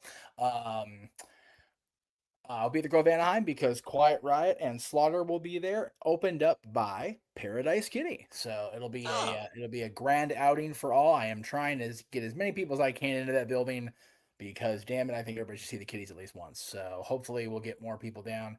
The tickets are not cheap, I'm not gonna lie, but I am gonna go. I'll be there, and that'll be the weekend after Bound for Glory. I forget what show is that weekend. I had it written down here somewhere, and I can't find the. And who doesn't love to see a good kitty? Wrestle Dream. That is the day of Wrestle Dream, the 17th. So I will not be on the call or any involved with AEW Wrestle Dream for that because I will be at the Grove Anaheim, going more deep than I already am. Fair. There you go. Other than that, @_Jeff Meacham. There are announcements coming. I'm just trying to get all the I's dotted, the T's crossed, and all the things organized. But come Money in the Bank, probably Money in the Bank night, if not Bound for Glory night, the next night, I will have finite details to deliver to all of you regarding the future of the Jeff Meacham Network. I look very forward to that, and I look very forward to what that brings to the reboot. Much like All In should be a reboot for a lot of the AEW product when it comes to the championships, and those will be put in the conversation. And thank you very much, Jeff. Always appreciated. Before I give it to JJ, I also want to give a shout out to Birdman Dave Scheffler. There you see him right there. Of course, the Florida Horseman, No DQ. Try saying that 5 times fast. Thank you so much, Dave, for being a part of things here. You can, of course, follow Dave Scheffler here as he continues to contribute to No DQ on the No DQ Review, and also part of Papadino's Major Push Wrestling. You can, of course, find Major Push Wrestling on usually Wednesday nights, sometimes schedules to change. And, of course, me and him, we'll be doing Producer Lee's Breakdown Monday, 6 minutes Standard Time, giving you the live outlook statistically, and also the scores for both the Team No DQ and the Galaxy All Elite Leagues in conjunction with Simply Predicting. Appreciate you, bruv. And again, congrats on the upcoming engagement to the fiance. Shout out to Courtney. All right. That being said, let's go. Ooh, look at that. That is the large, attractive wrestler I was talking about that I'm going to see on Saturday. Gotcha. Okay, the large should have gave it away. All right. Cool stuff. I couldn't get the thing to send. I was going to send you the picture, but a fucker wouldn't send. I'm like, all right, I was going to be difficult. They're freaking anyway, I am going to try real hard to get a. This is the Hall of Famer, and you're watching the Simple Rival Studios in a much sexier voice than I just gave it because he is big sexy after all. So we'll see. Yeah, about to say you got that diesel still. Thank you so much, Jeff. Again, folks, do it now. All right, do it. Do it now. You beckons you. Give in to your ambitions for professional wrestling content coverage. Damn it. All right. Thank you, Jeff. Do some cooking there, too. Well, I mean, I'm always up for food, even at 2 o'clock in the morning. I got my Oreos, my Ritz Bits, and my brisk, but I also need to go to bed because I've got work at 6. That being said, thank you, Jeff. JJ, again, you're always busy. It's always a pleasure. Engaging, arguing, humoring, turning ourselves into freaking 2 Muppets on the high balcony when it comes to our outlooks on wrestling, whether we're bantering, ranting, or punning with freaking Walter. But you also are very busy, and of course, you're also taking care of your own priorities outside this passion. So tell other people can find you, despite the fact your graphic still irks me, and what you've been up to. Well, you can find me. Not touching. And all of my brothers and sisters at Chase University. Yes. Isn't that such a beautiful graphic? Yes. You're lucky I'm not playing the Price Right Loser horn. I'm giving you that much You, respect. you can find me on Instagram at the Renegade JJ Williams, YouTube Casa D18 Studios, X Casa D18 Studio. Although I hope this is the expression that we get to see on Sunday. I forgot he still had that. That's okay. When JJ's on Twix, he leaves the S for shenanigans. That's why there's no S in studios, because he leaves the S for the shenanigans for the rest of us. That's right. Accurate. Of course, as Noah pointed out, make sure you follow the Simply Reliable Studios at SR Studios 2024 on X. go to the link in the description on YouTube. Buy some of our merch, damn it. Do it. Buy a shirt. And then, Jeff talked about the announcements. Go back into the archives from Tuesday. This man right here was one of the hardest working men in the business on Tuesday night, as he gave us an hour and a half of his time, Mr. Junie Underwood, and then went on to the GCW World podcast and gave John 3 hours over there. Jesus. In all fairness, Junie was not originally John's scheduled guest. John's scheduled guest was, let's see, I'm not going to say her name, but a recently signed TNA knockout. Yes.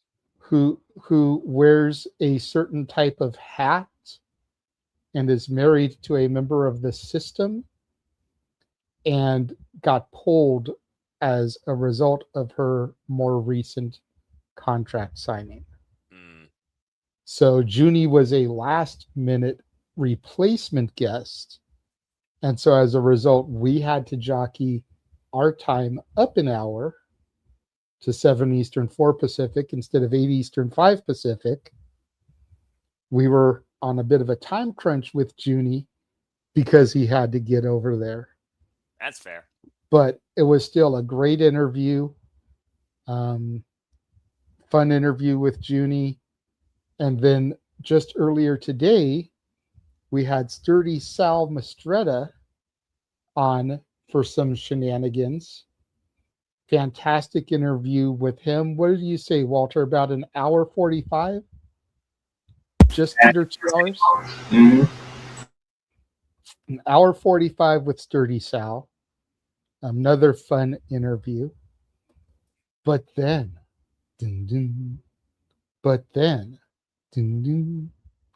coming up on Tuesday, we will be having Simone Williams, the former Princess Aussie from WoW, will be joining us.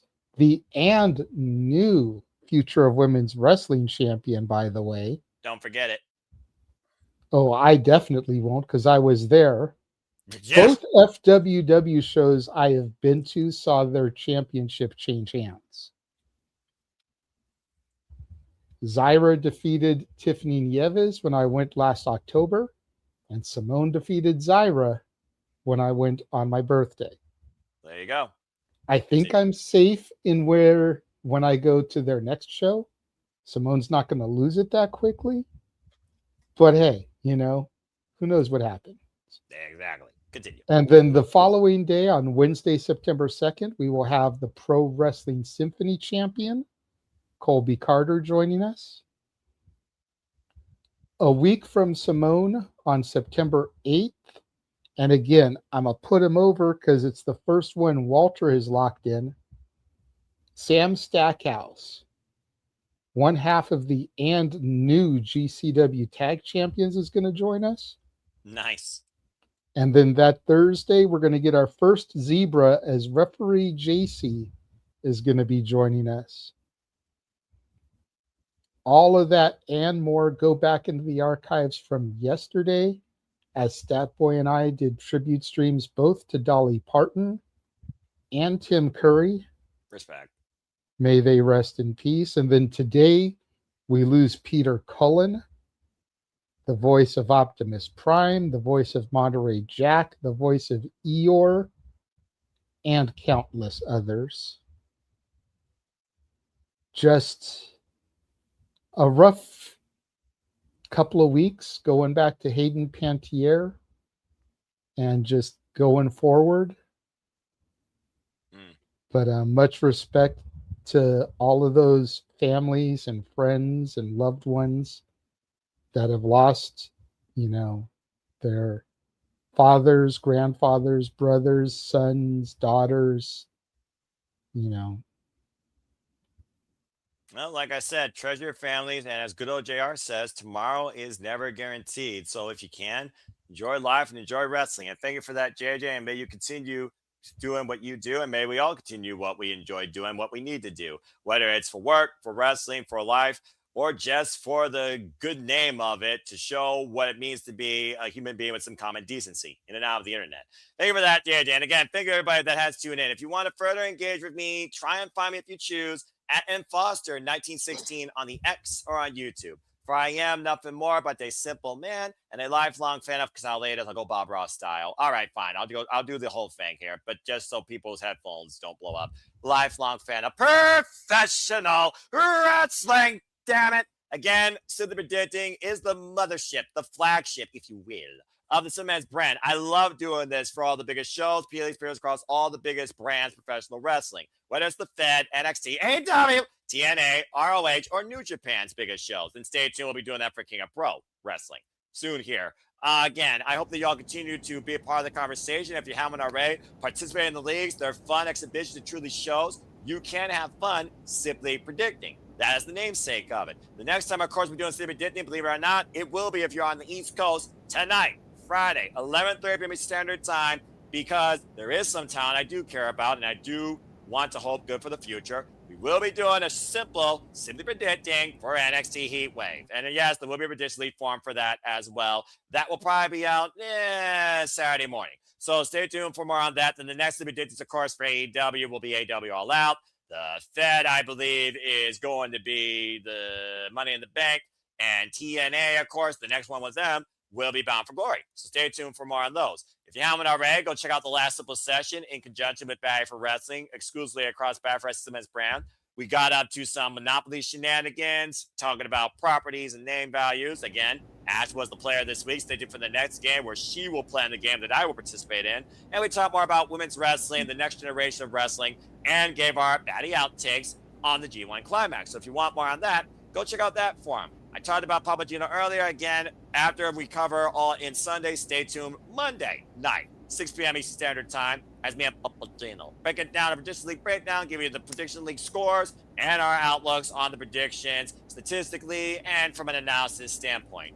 And that's all I got to plug for now. As I always like to conclude, there are no winners, no losers, no betters. Just fans with opinions for this passion we all share. At the end of the day, support one another, respect each other, protect your mentality too, treasure your families, and just enjoy life and enjoy professional wrestling. It is truly as simple as that. But with that being said, thank you so much once again to every single one of you, whether continually or for the first time in doing, for tuning in to Simply Predicting. Please like, subscribe, comment, and tell a friend. Hit the bells of videos live on demand on any YouTube channels here, or follow us today on the X at SR Studios 24, and hit the subscribe button if you're on YouTube, particularly to Rage of Wrestling, to Batty for Wrestling, and for that matter, to all my friends here. I assure you, the conversations, the predictions, the reactions, the rants, the madness, the expenses of my dignity are not going to let up anytime soon, and I hope that further engages you and entertains you. And even though he wasn't on the forum, gotta give a shout out to Emmanuel. He was involved in the chat. Shout out to Los Domingos. Follow them as you see right there. And interact with games and movies. I don't know why YouTube flagged me. Again, he's been doing stuff with Cluedo and Murder Mountain, trying to figure out movie stuff. Thank you for that, JJ. But that's all I gotta say for now, as lady and gentlemen and ladies, because I know there are actual professional wrestling fans that are of the, let's call it the better gender, in the chat, because behind every man there's a better woman, as far as what I've heard, and I respect and acknowledge that. Thank you all so much for tuning in. So on behalf of Dave, Nick, Jeff, JJ, Charles, Walter, Ash, me, and all of you in the chat, whether we're in your feed on the X or on your screen at YouTube, I thank you so much for tuning in. So until next time, I got pause and impact in life. Have a good night. We're freaking going all in, as this has been Simply Predicting AEW London. Have a good night, folks, and we will see you tomorrow night for Heat Wave, and then Sunday for All in London following the shenanigans. Take care.